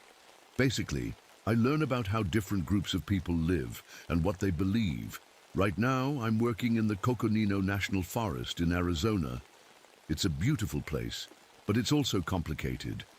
This land is sacred to the Navajo people. My people. Well, half my people. My mom was Mexican, and my dad was Navajo. Sometimes I feel like I belong everywhere and nowhere at the same time. The problem with this place is that it sits right between two worlds. On one side, you have ancient Navajo sacred sites, places where my ancestors prayed and held ceremonies for hundreds of years. On the other side, you have tourist areas where people come to take pictures and buy souvenirs. It breaks my heart sometimes. I went to college and got a big fancy degree. My professors taught me to study cultures like they were science experiments. Write everything down, ask lots of questions, be objective, they said. Don't get too close to what you're studying. But how can I not get close when I'm studying my own people? The university sent me here to write about Navajo traditions and beliefs. They want me to document everything, the stories, the ceremonies, the old ways. They say it's important to preserve this knowledge before it disappears. But sometimes I wonder if what I'm really doing is helping outsiders steal what belongs to my people. My grandmother used to tell me stories in Navajo when I was little. She'd speak in our language, her voice soft and musical. But when I went to school, I learned to speak like a professor. Now, when I try to talk to my family, the words feel strange in my mouth. I speak Spanish with my mom's family, English at work, and Navajo with my dad's relatives. But none of these languages feel completely like home anymore. The elders in the tribe look at me with careful eyes. They see my college education and wonder if I can be trusted. My university colleagues see my Navajo heritage and wonder if I can be objective. I'm stuck in the middle, trying to build a bridge between two worlds that don't always want to connect. Every day, I walk through this forest where ancient petroglyphs are carved into rocks right next to modern graffiti. It's like time got all mixed up. The old symbols tell stories my great-great-grandmother knew by heart. The new writing shows that young people are still here, still trying to leave their mark. But maybe they don't know the old stories anymore. There are places in this forest that feel different, special, sacred. When I walk near them, something in my chest gets tight. My scientific training tells me it's just psychology, the power of suggestion. But something deeper, something my grandmother taught me, whispers that some places hold power that can't be measured or explained. I came here to do research, to write papers, to advance my career. But every day I spend in this forest, I feel more lost, more confused about who I am and what I'm really doing here. I thought studying my own culture would help me understand myself better. Instead, it's making me question everything I thought I knew. The first week of my research went fine, normal even. I set up my small camp near the ranger station and started my daily routine. Every morning, I'd wake up early, make coffee on my little camping stove, and head out with my notebook and recorder. I interviewed elders from the nearby communities, asking them about old stories and traditions. Old Tom Yazzie was my first interview. He's my dad's second cousin, though everyone just calls him Uncle Tom. He sat on his porch, his weathered hands folded in his lap, and told me stories I half remembered from childhood. I wrote everything down carefully, just like I was taught in school. But when I got back to my tent that night and read my notes, something felt off. The words were mine. I recognized my handwriting. But there were details I didn't remember writing. Little things about ceremonies I'd never heard of. Names of people Uncle Tom never mentioned. I shrugged it off. Maybe I was just tired. The second interview was with Mrs. Betty Begay, an elderly woman who knew my grandmother. She made me fry bread, and we sat in her kitchen while she talked. Her voice was soft, like wind through the trees. She told me about healing ceremonies and the proper way to gather certain plants. I took notes, nodding along. That night I read my notes again, same problem, words I didn't remember writing. This time there were whole sentences about Apache traditions mixed in with the Navajo stories. Mrs. Begay was pure Navajo. She wouldn't know Apache ceremonies, but there it was, in my own handwriting. I started to worry I was having memory problems. Maybe the stress of being back home, of walking between two worlds, was getting to me. I decided to use my voice recorder more and rely less on handwritten notes. The third interview was with John Silversmith, a medicine man who knew my grandfather. He was more careful with his words, asking me why I wanted to know certain things. Some stories, he said, weren't meant for everyone. Some knowledge was dangerous in the wrong hands. I promised him I would be respectful. I would only write down what he felt comfortable sharing. He nodded and began to speak. His voice was deep and serious. He told me about protective ceremonies and the importance of balance in all things. When I played back the recording that night, my blood went cold. John's voice was there, but so was another voice, a voice that sounded like me, but wasn't me. This other voice was asking questions I never asked, pushing for information about sacred things that should never be shared with outsiders. I played it again and again. The other voice was definitely mine. Same accent, same tone, but I had no memory of saying those words. On the recording, John sounded uncomfortable, like he was being pressured to reveal secrets he didn't want to share. I barely slept that night. I kept checking my recorder, making sure it was working properly. Maybe it was broken, maybe it was picking up radio signals or something. There had to be a normal explanation. But deep down, in the part of me that still remembered my grandmother's warnings about things that walk in the desert at night, I knew something was very wrong. The next morning, I called my supervisor at the university. Dr. Williams was a nice man, but he'd never worked with indigenous communities before. I tried to explain what was happening without sounding crazy. "It's probably just stress, Maria," he said. "You're working in an emotionally charged environment. Your subconscious is probably filling in gaps, very common in field research." His explanation made sense, scientific, rational, exactly what my training taught me to think. But when I hung up the phone, my hands were shaking. That afternoon, I decided to take a break from interviews and just walk the forest trails. I needed to clear my head, to think through what was happening. The trails were quiet, except for the wind in the trees and the distant sound of tourist groups near the main attractions. I found myself walking toward one of the sacred sites, a place my dad had shown me as a child, but told me never to go alone. A cluster of red rocks formed a natural circle, with ancient symbols carved deep into the stone. This was a place where ceremonies had been held for generations. As I got closer, that tight feeling in my chest came back. But this time it was stronger, much stronger. It felt like someone was watching me, following me.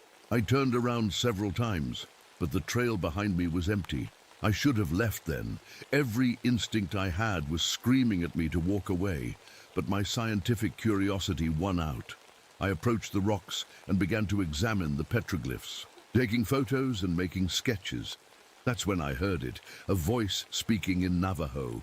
The words were familiar. It was one of the stories Uncle Tom had told me. But the voice wasn't Uncle Tom's. It wasn't anyone's voice I recognized. I looked around, but I was completely alone.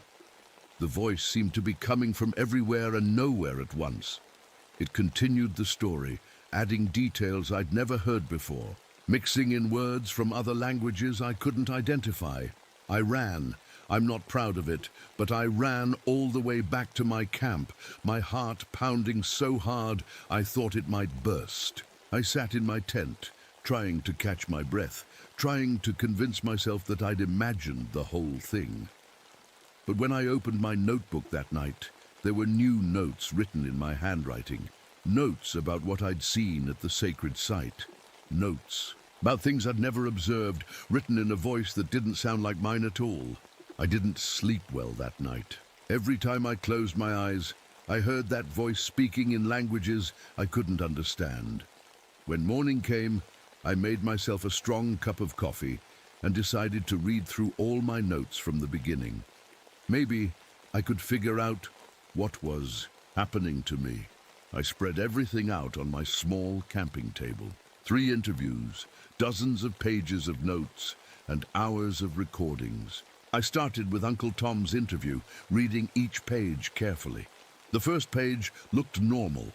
My handwriting, my words, Uncle Tom's stories exactly as I remembered them. But on the second page, something was different. There were sentences I definitely didn't write. They were in my handwriting, but the words felt foreign, like someone else had guided my hand. These new sentences talked about ceremonies that mixed Navajo traditions with Apache and Hopi rituals. Anyone who knew anything about these tribes would know that was wrong. Each tribe keeps their own ceremonies separate. You don't mix them. It's disrespectful, dangerous even. I grabbed the recording and played it back while reading the notes. Uncle Tom never said any of these things. His voice on the recording was telling traditional Navajo stories, pure and simple, but my notes had twisted his words, adding things that weren't there. My hands started shaking. I moved to Mrs. Begay's interview. Same thing. The recording showed a sweet old woman sharing healing knowledge passed down from her grandmother. But my written notes included details about dark ceremonies, about using healing knowledge to hurt people instead of help them. John Silversmith's notes were even worse. In the recording, he was careful and respectful, sharing only what he felt was safe to share. But my notes made it sound like he'd revealed sacred secrets, things that should never be written down, things that could be dangerous in the wrong hands. I sat back in my chair, staring at the papers. This wasn't just memory problems or stress. Someone or something was changing my notes. But how? I was the only one with access to my research. I kept everything locked in my tent at night. I decided to test it. I wrote a simple sentence in my notebook. Today is Tuesday, and the weather is sunny. I wrote it in big, clear letters, then closed the notebook and locked it in my metal research box. I even took a photo of the page with my phone, just to be sure. That afternoon, I tried to do another interview with Sarah Yazzie, a young woman about my age who worked at the Tribal Cultural Center. She was excited to help with my research, eager to share stories her grandmother had told her. But something strange happened during our conversation. I found myself asking questions I didn't plan to ask, pushing for details about sacred ceremonies that shouldn't be discussed with outsiders. Sarah looked uncomfortable, but she kept answering like she couldn't help herself. I shouldn't be telling you this, she said at one point, her voice sounding far away. My grandmother made me promise never to share this story with anyone outside the family. But she kept talking anyway, and I kept writing, my hand moving across the page like it had a mind of its own. I tried to stop, but I couldn't. It was like watching myself from outside my body, powerless to control what I was doing. After Sarah left, I felt sick to my stomach. I had betrayed her trust, gotten her to reveal things she never meant to share, but I couldn't remember deciding to ask those questions. It was like someone else had been speaking through my mouth. I rushed back to my tent and opened the notebook to check my test sentence. My blood went cold. The page that had said, "Today is Tuesday, and the weather is sunny," now said something completely different.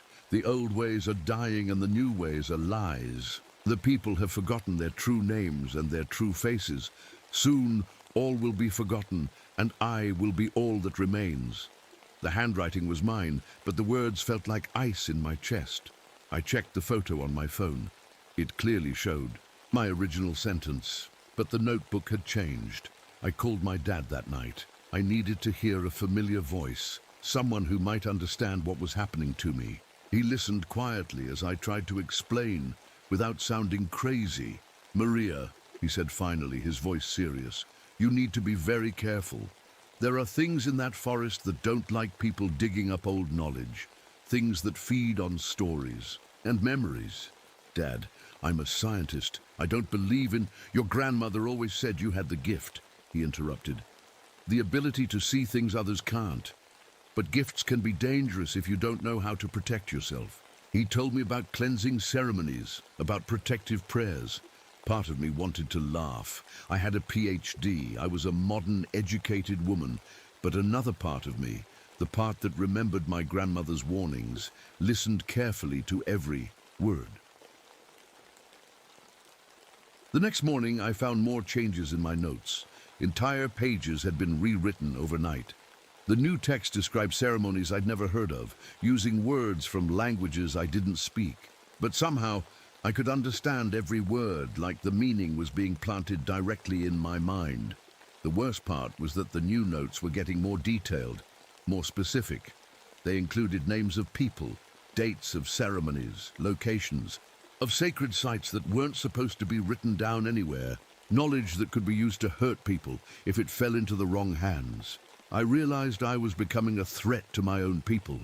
Whatever was happening to me was turning me into someone who could expose sacred secrets, betray ancient trusts. I had to find a way to stop it.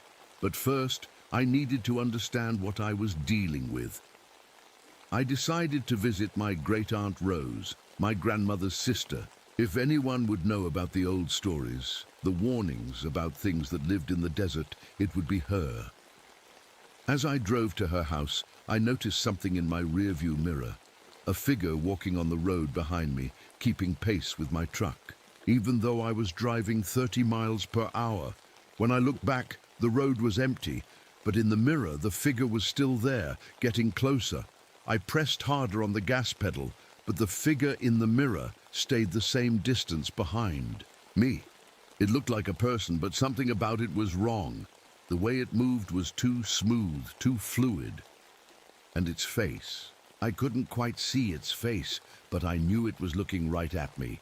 When I finally reached Aunt Rose's house, I practically ran from my truck to her front door. She opened it before I could knock, like she'd been waiting for me. I've been expecting. "You child," she said, her old eyes full of worry. "Come in quickly, we have much to discuss and not much time." Aunt Rose's house smelled like sage and coffee. She led me to her kitchen table, the same one where my grandmother used to sit when I was little. Rose looked older than I remembered, more fragile, but her eyes were sharp and alert. "Tell me what's been happening," she said, pouring me a cup of coffee. "Don't leave anything out." I told her everything, the changing notes, the voice on the recordings, the figure in my mirror. She listened without interrupting, her face growing more serious with each detail. When I finished, she was quiet for a long time. Finally, she spoke in Navajo, words I hadn't heard since I was a child. Then she switched to English. "Your grandmother warned me this might happen someday. She said you had the gift to see between worlds, but also the danger that comes with it." "What kind of danger?" I asked. Rose stood up and walked to an old wooden cabinet. She pulled out a small bundle wrapped in red cloth. Inside were old photographs, faded letters, and a leather journal I'd never seen before. "This belonged to your great-great-grandmother," she said, opening the journal carefully. "She was like you, caught between the old ways and the new world. She tried to bridge both, to preserve our knowledge while working with outsiders." The journal was written in a mix of English and Navajo. As Rose translated, I learned about something called the Mirror Walker, a being that fed on cultural knowledge, that could steal the identity and memories of people who walked between worlds. "It appears as people you trust," Rose explained. "It wears their faces, speaks with their voices, but it's hungry for the stories that make us who we are. It wants to eat our culture, our traditions, our very souls." My coffee cup shook in my hands. "You think that's what's been changing my notes?"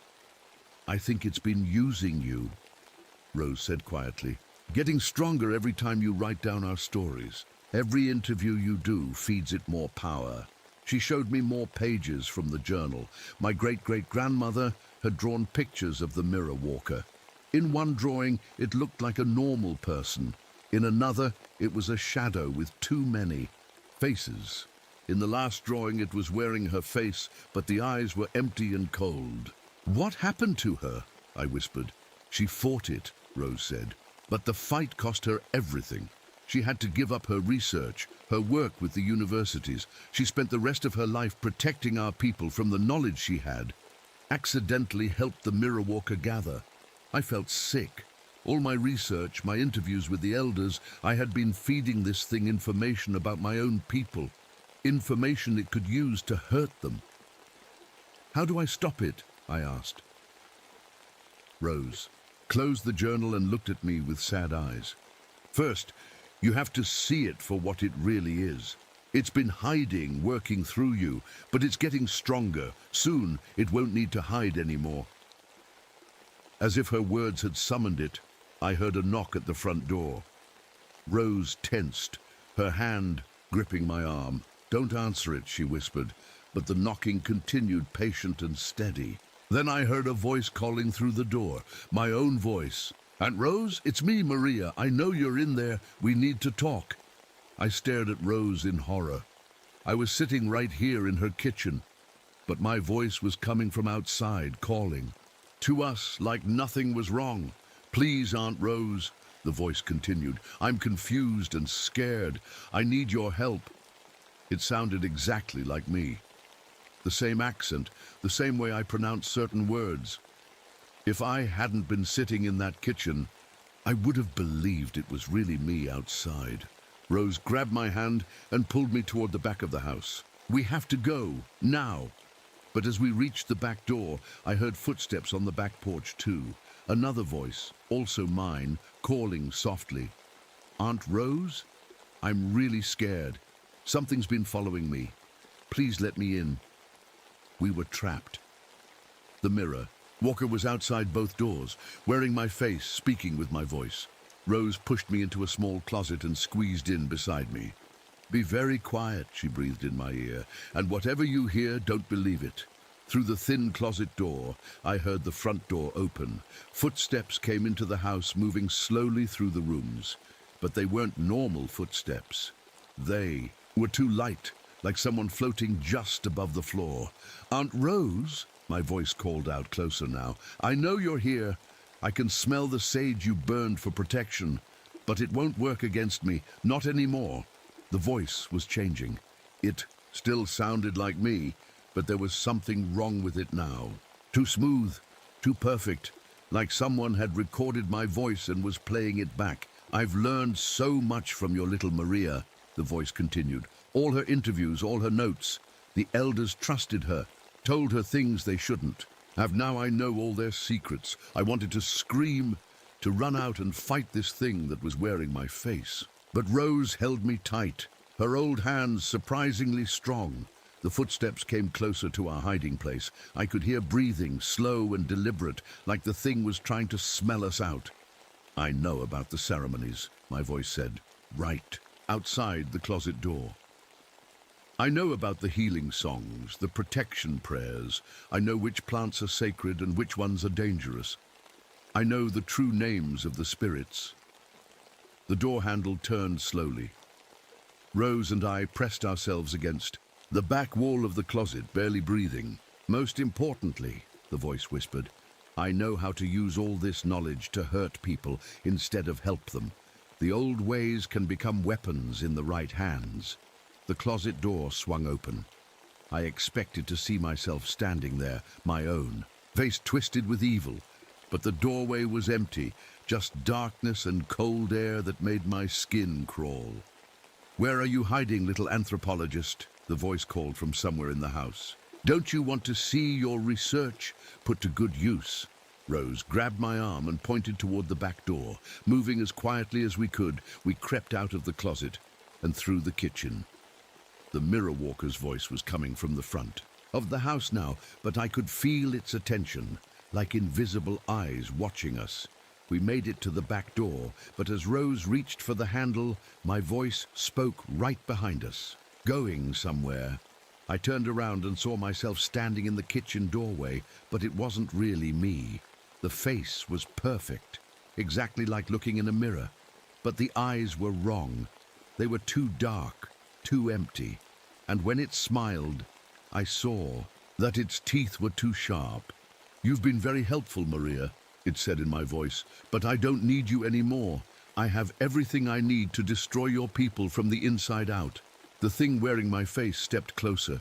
With each step, it seemed to become more solid, more real. But I could see through it slightly, like looking at someone through water. All those interviews, it said, tilting its head exactly the way I do when I'm thinking. All those sacred stories written down in your neat little notebook. Do you know what I can do with that knowledge? Rose stepped in front of me, her small body shaking but determined. You cannot have her, she said in Navajo, then repeated it in English. She is protected by her ancestors. The mirror walker laughed, and the sound was like hearing my own laughter, played backwards. Protected. She invited me in herself. Every time she wrote down a secret that wasn't hers to share, she fed me. Every time she convinced an elder to reveal sacred knowledge, she made me stronger. I felt sick with guilt. All my research, all my good intentions, I had been helping this thing hurt my own people. I can publish papers using her name, the Mirror Walker continued. I can reveal sacred ceremonies to the whole world. I can teach outsiders how to perform healing rituals wrong, how to turn protection spells into curses. I can destroy everything your people have kept safe for generations. No, I whispered, finding my voice. I won't let you. You don't have a choice, it said. I am you now. I have your face, your voice, your credentials. No one will know the difference. But as it spoke, I noticed something. The Mirror Walker was too perfect. It had copied my appearance exactly, but it had no flaws. My real face has a small scar on my chin from falling off my bike as a kid. This thing's face was smooth. My real voice gets a little hoarse when I'm tired. This thing's voice was too clear, too controlled. Rose must have noticed too, because she squeezed my hand and whispered, "It can only copy what it sees on the surface. It doesn't have your heart, your real memories, your true connection to the people." I understood. The Mirror Walker had stolen my research, my notes, my recorded interviews. But it couldn't steal the love I felt for my grandmother, the guilt. I carried about being caught between worlds, the real reason I wanted to preserve our culture. "You're right," I said to the thing wearing my face. "You are me now. You have my knowledge, my research, everything I wrote down." It smiled, thinking it had won. "But I'm going to destroy it all," I continued. Before it could react, I grabbed my research bag from Rose's kitchen table. All my notes, all my recordings, my laptop with digital copies of everything. It was all there. The Mirror Walker lunged for me, but Rose threw a handful of something at it. Sage. Blessed corn pollen. Other things I couldn't identify. The creature stopped like it had hit an invisible wall. "The fire!" Rose shouted, pointing to her wood-burning stove. I ran to the stove and threw open the metal door. The fire inside was burning hot and bright. Without thinking, I started throwing my research into the flames. Pages and pages of notes, and careful interviews, months of work, all of it going up in smoke. "No!" the Mirror Walker screamed, and now its voice didn't sound like mine at all. It was something else, something hungry and angry and desperate. "You don't understand. That knowledge will be lost forever." "Good," I said, feeding more pages to the fire. "Some things should be lost rather than stolen." As each page burned, the Mirror Walker became less solid.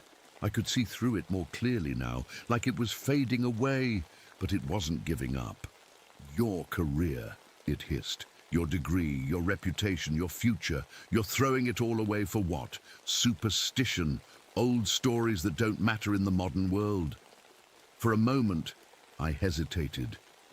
Everything I had worked for, all those years. In school, all my dreams of bridging two worlds. It was all going up in smoke with my research. But then I looked at Rose, and I remembered my grandmother's stories, and I knew what I had to do. I threw my laptop into the fire.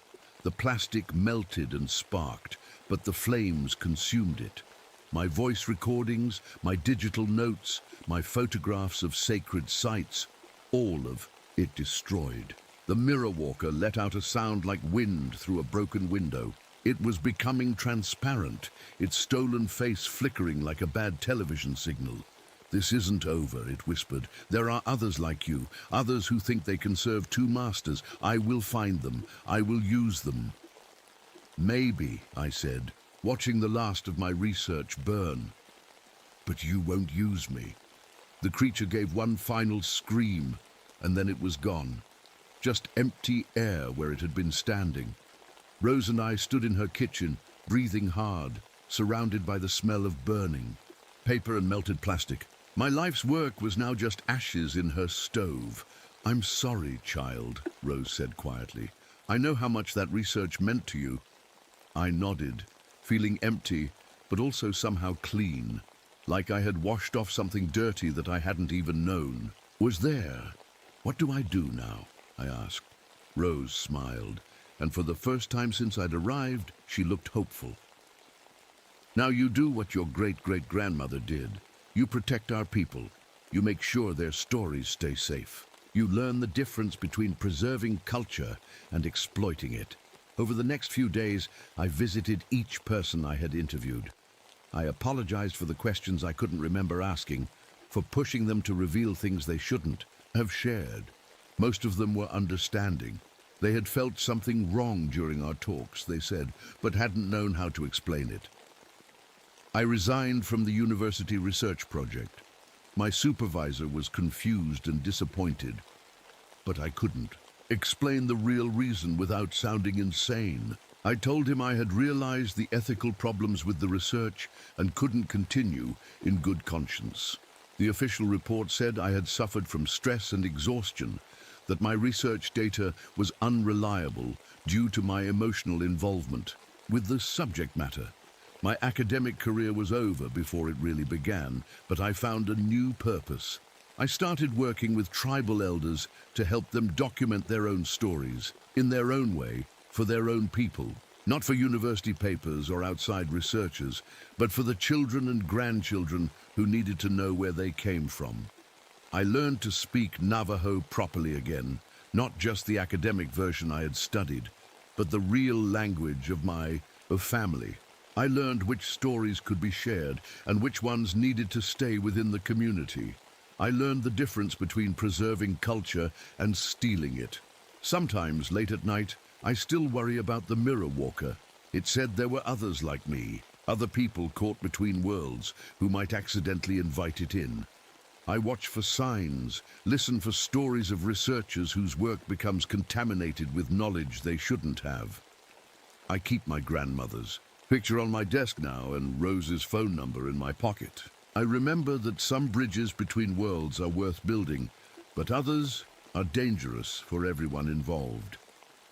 My name is Maria Esperanza Delgado Yazzie, and I learned the hard way that not all knowledge is meant to be written down. Some stories are too important to risk losing and too dangerous to risk sharing with the wrong people. The Mirror Walker is still out there somewhere, hungry and patient, but it won't use me again.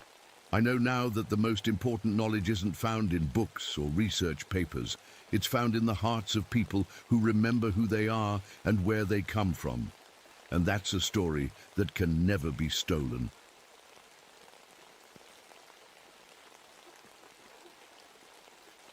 My name is Elena Santos, and I fight fires for a living. I'm 36 years old, and I'm the boss of a team of firefighters called a hotshot crew. We go into the worst fires when nobody else can handle them. But here's something I've never told anyone. When I was a kid, I loved fire. I mean, really loved it too much. I remember being 8 years old, sitting in my backyard with a box of matches. I would light them one by one and watch the tiny flames dance. The way fire moved was like magic to me. It was alive, it breathed. It grew hungry and ate everything it could find. My mum caught me once, trying to light some leaves in our garden. She screamed so loud the neighbors came running. After that, they made me see a doctor. The doctor used big words I didn't understand, but I knew what he meant. He thought something was wrong with me. Maybe he was right, because even now, 30 years later, when I see a big fire, part of me still feels that same excitement, the same pull, Like the fire is calling to me. That's why I became a firefighter. If you can't beat the thing that scares you, join it. Learn to control it. Use your weird love for something dangerous to help people. And for 15 years, it worked. I was good at my job. Really good. I could look at a fire and know exactly how it would move, where it would go next, what it needed to grow bigger. My crew trusted me because I always knew the safe spots, the escape routes, the danger zones. But this summer was different. This summer, everything in California was ready to burn. We hadn't seen rain in 4 months. The ground was so dry, it looked like old paper. Every tree, every bush, every blade of grass was just waiting for a spark. You could almost hear the whole forest holding its breath, ready to explode into flames. The air was thick and hot, even at night. During the day, it got so hot that metal tools would burn your hands if you touched them wrong. We carried water everywhere, but it felt like trying to put out the sun with a garden hose. My crew was based in the Angeles National Forest, north of Los Angeles.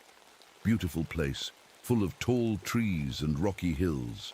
But in summer, with no rain, it became a giant pile of kindling, just waiting for someone to light a match. The worst part was the wind. Hot, dry wind that could take a small fire and turn it into a monster in minutes. We called it the devil's breath because it seemed to blow from hell itself. Every morning, I would wake up and check the weather. Every morning, it was the same. And hot, dry, windy, perfect fire weather. My radio would crackle with reports of new fires starting all over the state. Lightning strikes, power lines falling, someone's campfire getting out of control. But we were ready. My crew was the best. We had the newest trucks, the best equipment, years of training. We knew these mountains like our own backyard. We had put out hundreds of fires together. I should have known that wouldn't be enough. I should have remembered that fire doesn't follow rules. Fire doesn't care about your training or your equipment or your plans. Fire is wild. Fire is hungry. And this summer, something was making it hungrier than I'd ever seen before. The first weird fire started on a Tuesday morning in August. I got the call at 5:30 a.m. My radio crackled to life with dispatch calling all available units to Highway 2, mile marker 34.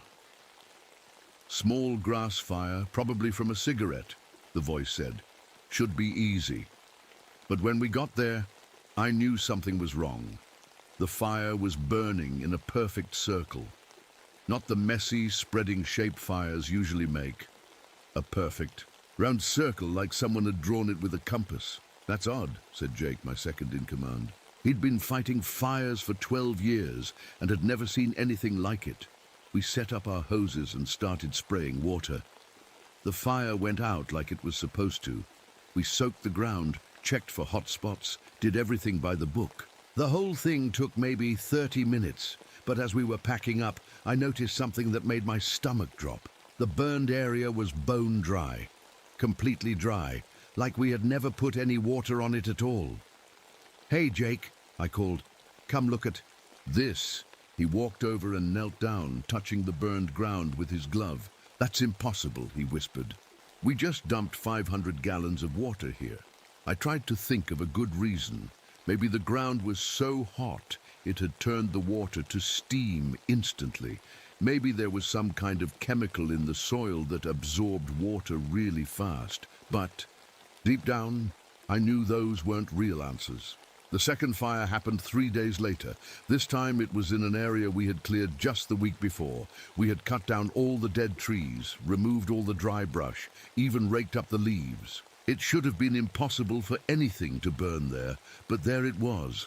A fire burning bright and hot in a place where there was nothing left to burn. How is this happening? Asked Maria, one of my crew members. She was pointing at flames that seemed to be coming right out of the bare dirt. I didn't have an answer. We put that fire out too, but it took twice as long as it should have. The water didn't seem to work as well. Sometimes I swear the flames got bigger when we sprayed. Them, like the water was feeding the fire instead of killing it. That night, back at the station, I couldn't sleep. I kept thinking about those two fires, about the perfect circle, about the dry ground, about flames burning nothing. I started keeping a notebook. Every weird thing that happened, I wrote it down. Fire number 3 started in a creek bed that was still wet from a small spring. Fire burned on top of the water. Fire number 4. My radio gave us the wrong location 3 times. When we finally found the fire, it had moved half a mile from where it started. Fires don't move that far on their own. Fire number 5. Tommy, my best firefighter, forgot how to operate the water pump. Just stood there staring at it like he'd never seen one before. Tommy had been using that same pump for 8 years. Each fire was getting stranger and harder to put out. My crew was starting to get scared. I could see it in their eyes. These were tough people who ran toward danger when everyone else ran away. But now they were whispering to each other when they thought I wasn't listening. "Something's not right," I heard Sarah say to Jake one morning. "The fires are acting weird," Jake replied. "Like they're smart or something." I wanted to tell them they were being silly. Fires aren't smart. Fires are just chemical reactions, heat, fuel, and oxygen. That's all. But then fire number 8 happened, and I stopped believing my own words. We got called to a small forest fire near a camping area. When we arrived, the fire was burning in a straight line toward a group of tents where a family was sleeping. That's not how fires work. Fires spread in all directions, following the wind and the fuel. They don't pick targets and walk toward them, like they have a plan, but this one did. I radioed for the family to be evacuated while my crew set up to stop the fire. But every time we sprayed water on one end of the fire line, the other end would grow bigger. It was like the fire was thinking, planning, trying to get around us. We managed to stop it just 50 feet from the tents. The family was safe, but I was shaking as we loaded our equipment back onto the truck. That night, I sat alone in my office and stared at my notebook. 8 fires in 2 weeks, all of them wrong somehow. All of them harder to fight than they should have been.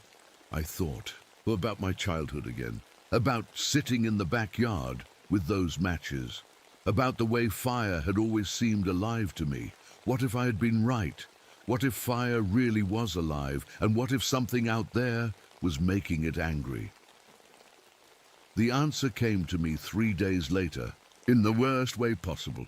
We got called to a big fire up in the hills, not one of the small weird ones this time. This was a real forest fire, the kind that could burn down whole towns if we didn't stop it. But when we got there, I knew immediately that this fire was different from all the others. It was shaped like a person. I'm not talking about seeing faces in clouds or thinking a tree looks like someone you know. This fire was actually shaped like a human being. It had arms made of flame, legs made of burning wood, and where a head should be, there was a ball of pure white fire. My crew saw it too. I could hear them talking behind me, their voices scared and confused. "Boss," Jake whispered, "what is that thing?" I couldn't answer him because I was staring at something even more frightening. The fire person was looking right at me. I could feel its attention like heat on my face.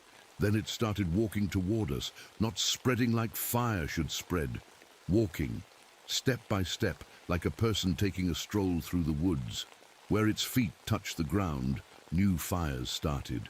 Trees burst into flames as it passed by them. "Everyone back to the trucks," I yelled. "Now!" But as my crew ran, I found myself staying put. Something inside me wanted to get closer to this thing, not further away. That old childhood fascination was waking up, stronger than it had ever been. The fire person stopped about 20 feet away from me. When it spoke, its voice sounded like wood crackling in a fireplace. "Elena," it said, "I've been waiting for you." My mouth went dry. "You know my name?" "I know everything about you," it said. "I know about the matches when you were 8. I know about the dreams you still have, where you dance inside flames without getting burned. I know about the part of you that loves fire more than you love fighting it." I wanted to run, but my legs wouldn't move. What are you? I am what fire becomes when it gets tired of being controlled, it answered. When it gets tired of humans thinking they can tell it what to burn and what not to burn. I am fire that fights back. The thing moved closer, and I could smell smoke, and ash and something else. Something that reminded me of childhood summers and campfires and birthday candles. You've been trying so hard to put me out, it continued. But every time you fight a fire, every time you use your knowledge to stop, flames, you feed me. Your expertise makes me stronger. Your understanding of fire becomes my understanding of how to beat you. That's when I realized what had been happening. All those strange fires, all the equipment failures, all the times my crew forgot how to do their jobs. This thing had been learning from us, studying us, getting stronger every time we fought it. What do you want? I asked. I want you to stop fighting me, it said. You understand fire better than anyone else. You love it like I do. Join me, Eleanor. Stop trying to control fire and let it be free. The flames that made up its body danced and swirled, and for a moment they looked almost beautiful, like a ballet made of light and heat. Think about how good it would feel, the fire thing whispered, to finally stop pretending you want to put out fires, to finally admit that part of you wants to start them instead. I could hear my crew calling my name from the trucks, but their voices sounded far away. All I could focus on was this creature made of everything I had spent my life trying to control. I could make you perfect, it continued. No more guilt. About loving fire. No more fighting against your nature. I could teach you things about flames that no human has ever known. For just a second, I almost said yes. The offer was so tempting, to finally stop fighting the thing I had always been drawn to embrace the part of me I had been ashamed of since I was 8 years old. But then I heard Jake shouting, "Elena, the fire's spreading toward the road. We need to evacuate." I looked around and saw that while I'd been talking to this thing, regular fires had started all around us. Real fires that would hurt real people if we didn't stop them. "No," I said, taking a step back. "I won't let you burn down the forest. I won't let you hurt people." The fire creature's flames turned from orange to angry red. "You can't stop me, Elena. Every technique you use, every strategy you try, just makes me smarter. I know everything you know about fighting fire, and now I know more." It raised one burning arm, and suddenly all the trees around us exploded into flames. The heat was so intense I had to shield my face with my hands. "This is just the beginning," it said as I ran toward the trucks. "I'm going to burn everything you've ever tried to save, and you're going to help me do it, whether you want to or not." As we drove away, I could see the fire creature in my side mirror, standing in the middle of the burning forest, like a king surveying his kingdom. My crew was quiet on the drive back to the station. Finally, Jake spoke up. "Boss," he said quietly, "did that fire just talk to you?" I looked at him in the rearview mirror. His face was pale and scared. They had all heard it too. "Yeah," I said, "it did." "What are we going to do?" I gripped the steering wheel tighter and watched the smoke rise behind us in the mirror. "I don't know," I admitted. "I honestly don't know. For 2 days I couldn't eat or sleep. Every time I closed my eyes I saw that fire creature walking through. The forest like it owned the place. Every time I tried to eat I could taste smoke and ash. The worst part was knowing it was right. Every firefighting technique I had ever learned, every strategy I had used to save lives was now working against me. The creature knew everything I knew, and it was using that knowledge to spread faster and burn hotter. On the 3rd day, it started the biggest fire I had ever seen. The call came in at dawn. A massive blaze had started near the town of Pine Ridge, home to 3,000 people. The fire was moving fast, too fast for a normal evacuation. When we got there, I could see the fire creature standing on a hilltop above the town, its arms spread wide like it was conducting an orchestra. And maybe it was, because the fire's around. It were moving in perfect formation, surrounding the town from 3 sides. It's trying to trap them, Jake said, pointing at the fire pattern. Cut off their escape routes. My radio crackled with panicked voices. Other fire crews reporting that their equipment was failing. Water pumps breaking down, hoses bursting, radios giving wrong information. I realized this was the creature's final test for me. It wanted to see if I would choose to save the town or join it. And it was making sure I couldn't use traditional methods to fight it. That's when I had an idea. A crazy, dangerous idea that went against everything I had been taught about firefighting. Everyone listen to me, I told my crew over the radio. I want you to take the trucks and help with the evacuation. Get those people out of town. What about the fire? Maria asked. I'm going to handle it, I said, but I have to do it alone. Jake's voice came through the radio, worried. Boss, what are you planning? I looked up at the hilltop where the fire creature was waiting for me. Something that either going to save everyone or get me killed. Maybe both. I drove my truck up the hill, leaving my crew behind. When I reached the top, I got out and walked toward the creature. It was even bigger now, fed by all the fires burning. Around the town below. You came back, it said, its voice like wind through burning trees. I knew you would. I'm not here to join you, I said. I'm here to stop you. The creature laughed, and its laughter sounded like a house collapsing in. Flames. With what?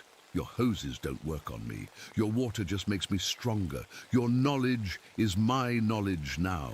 You're right, I said, pulling out a small metal container from my truck. I can't beat you with firefighting, so I'm going to try something else.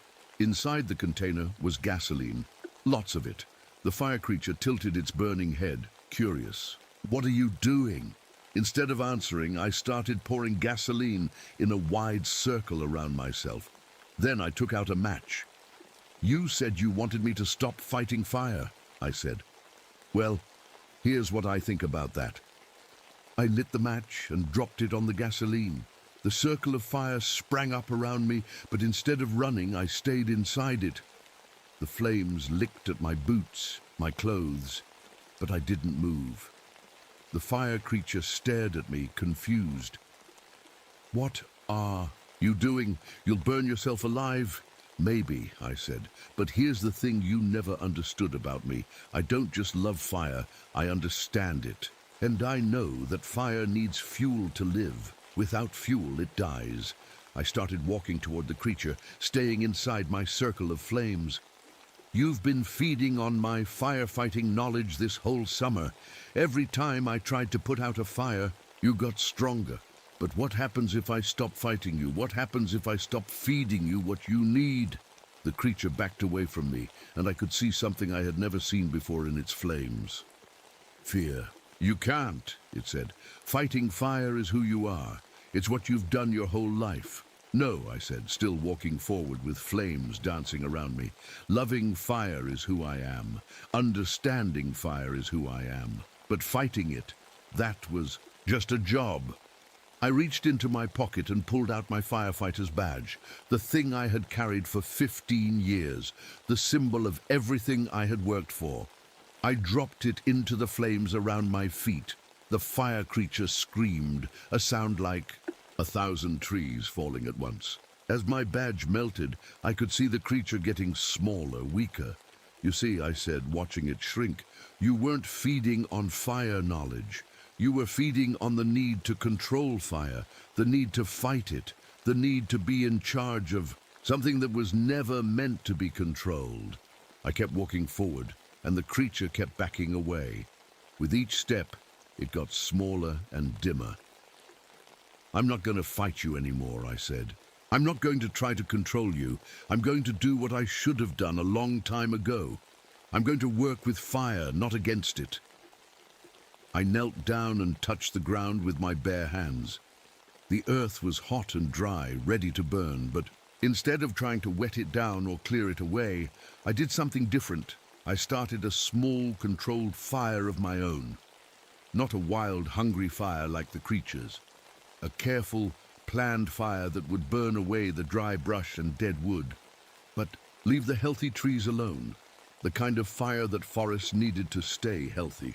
The kind of fire that Native Americans had used for thousands of years before people like me came along and decided we knew better. The fire creature watched as my small fire spread in a perfect line, creating a barrier between its wild flames and the town below.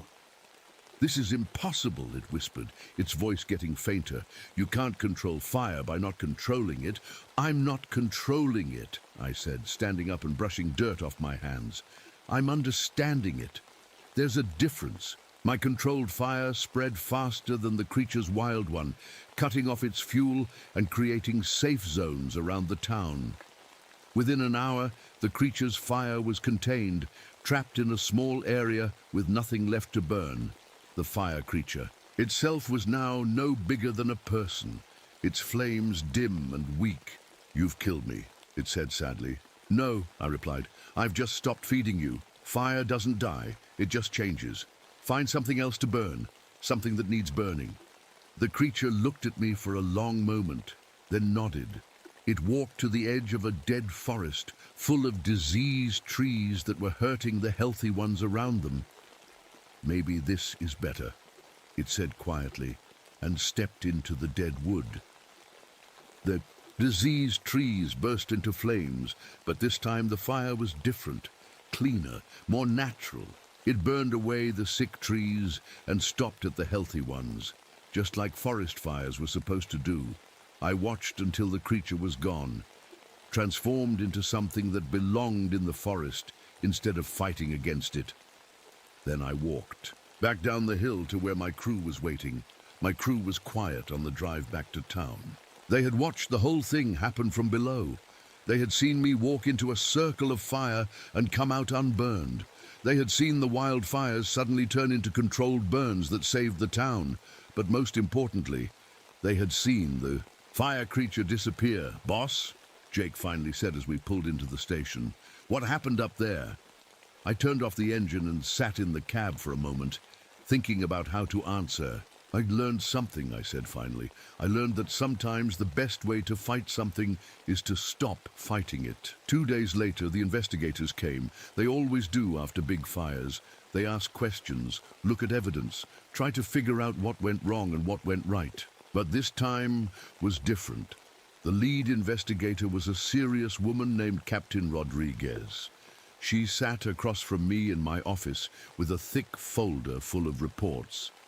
"Eleanor," she said, looking through her papers, "we've been studying all the fires from this summer. The patterns are unusual." I kept my face blank. "Unusual how?" "Well, for starters, they all seem to center around your crew's response area.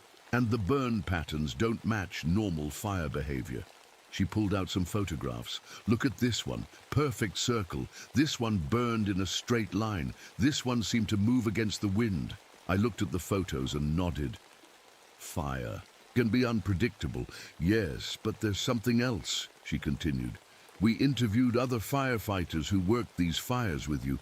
Some of them tell interesting stories." My stomach tightened. "What kind of stories?" "Stories about equipment failing at exactly the wrong moments, about fires that seemed to know where you were going to attack them next, about you talking to something in the flames during that last big fire near Pine Ridge." Captain Rodriguez leaned forward. "Elena, several witnesses saw you have a conversation with what they described as a person made of fire. They saw you walk into flames without getting burned. They saw you start your own fire that somehow stopped the main blaze." I was quiet for a long moment. Then I asked, "What do you think happened?" She closed the folder and looked at me directly. "Honestly, I think you had a breakdown. I think the stress of this job, combined with your unusual relationship with fire, caused you to have some kind of psychological episode." "And the witnesses?" "Shared hallucination. It happens during high-stress situations. People see what they expect to see, or what makes sense of things they can't understand. I could have argued with her. I could have insisted that everything really happened the way my crew described it. But what would be the point? Who would believe that fire could become alive and angry? So what happens now, I asked. You're relieved of duty. Effective immediately, she said, but her voice was gentle. You need help, Elena. Professional help. This job has pushed you past your breaking point. I nodded. Deep down, I had expected this. That afternoon, I cleaned out my office. 15 years of firefighting awards, photos with my crew, certificates and training manuals. I packed it all into boxes. As I was leaving, Jake caught up with me in the parking lot. This is wrong, he said. They think you're crazy, but we know what really happened up there. I put my hand on his shoulder. Do we? Or did we all just see what we needed to see to make sense of a terrible situation? Jake looked confused. You don't believe it was real? I thought about that question for a long time. Maybe it doesn't matter if it was real or not. What matters is that I learned something important. Fire isn't the enemy. Fighting isn't always the answer. Sometimes you have to step back and let things burn the way they're supposed to burn. 6 months later, I started a new job as a fire management consultant. I work with parks and forests, teaching them about controlled burns, about working with fire instead of against it, about understanding that some things need to burn to stay healthy. I never carry firefighting equipment anymore. I don't fight fires. Instead, I help people plan careful, controlled fires that clear away dead wood and diseased plants before they can cause bigger problems. My new colleagues think I'm just another expert who changed careers. They don't know about that summer. They don't know about the creature made of flames, or the impossible fires, or the night I walked through fire without getting burned. But sometimes, on very quiet nights when I'm alone in the forest, I can still feel something watching me from the flames of my controlled burns, something that understands fire the same way I do, something that's found its proper place in the world. And I wonder if that's all any of us can really hope for, to find where we belong and to stop fighting the things we were meant to work with instead. The fires still burn in California every summer. They always will. But now, when I hear about them on the news, I don't feel that old urge to grab my gear and run toward the danger. Instead, I feel something calmer, something that understands that fire has its own wisdom, and sometimes the bravest thing you can do is trust it to know what it's doing, even if nobody else believes that's possible.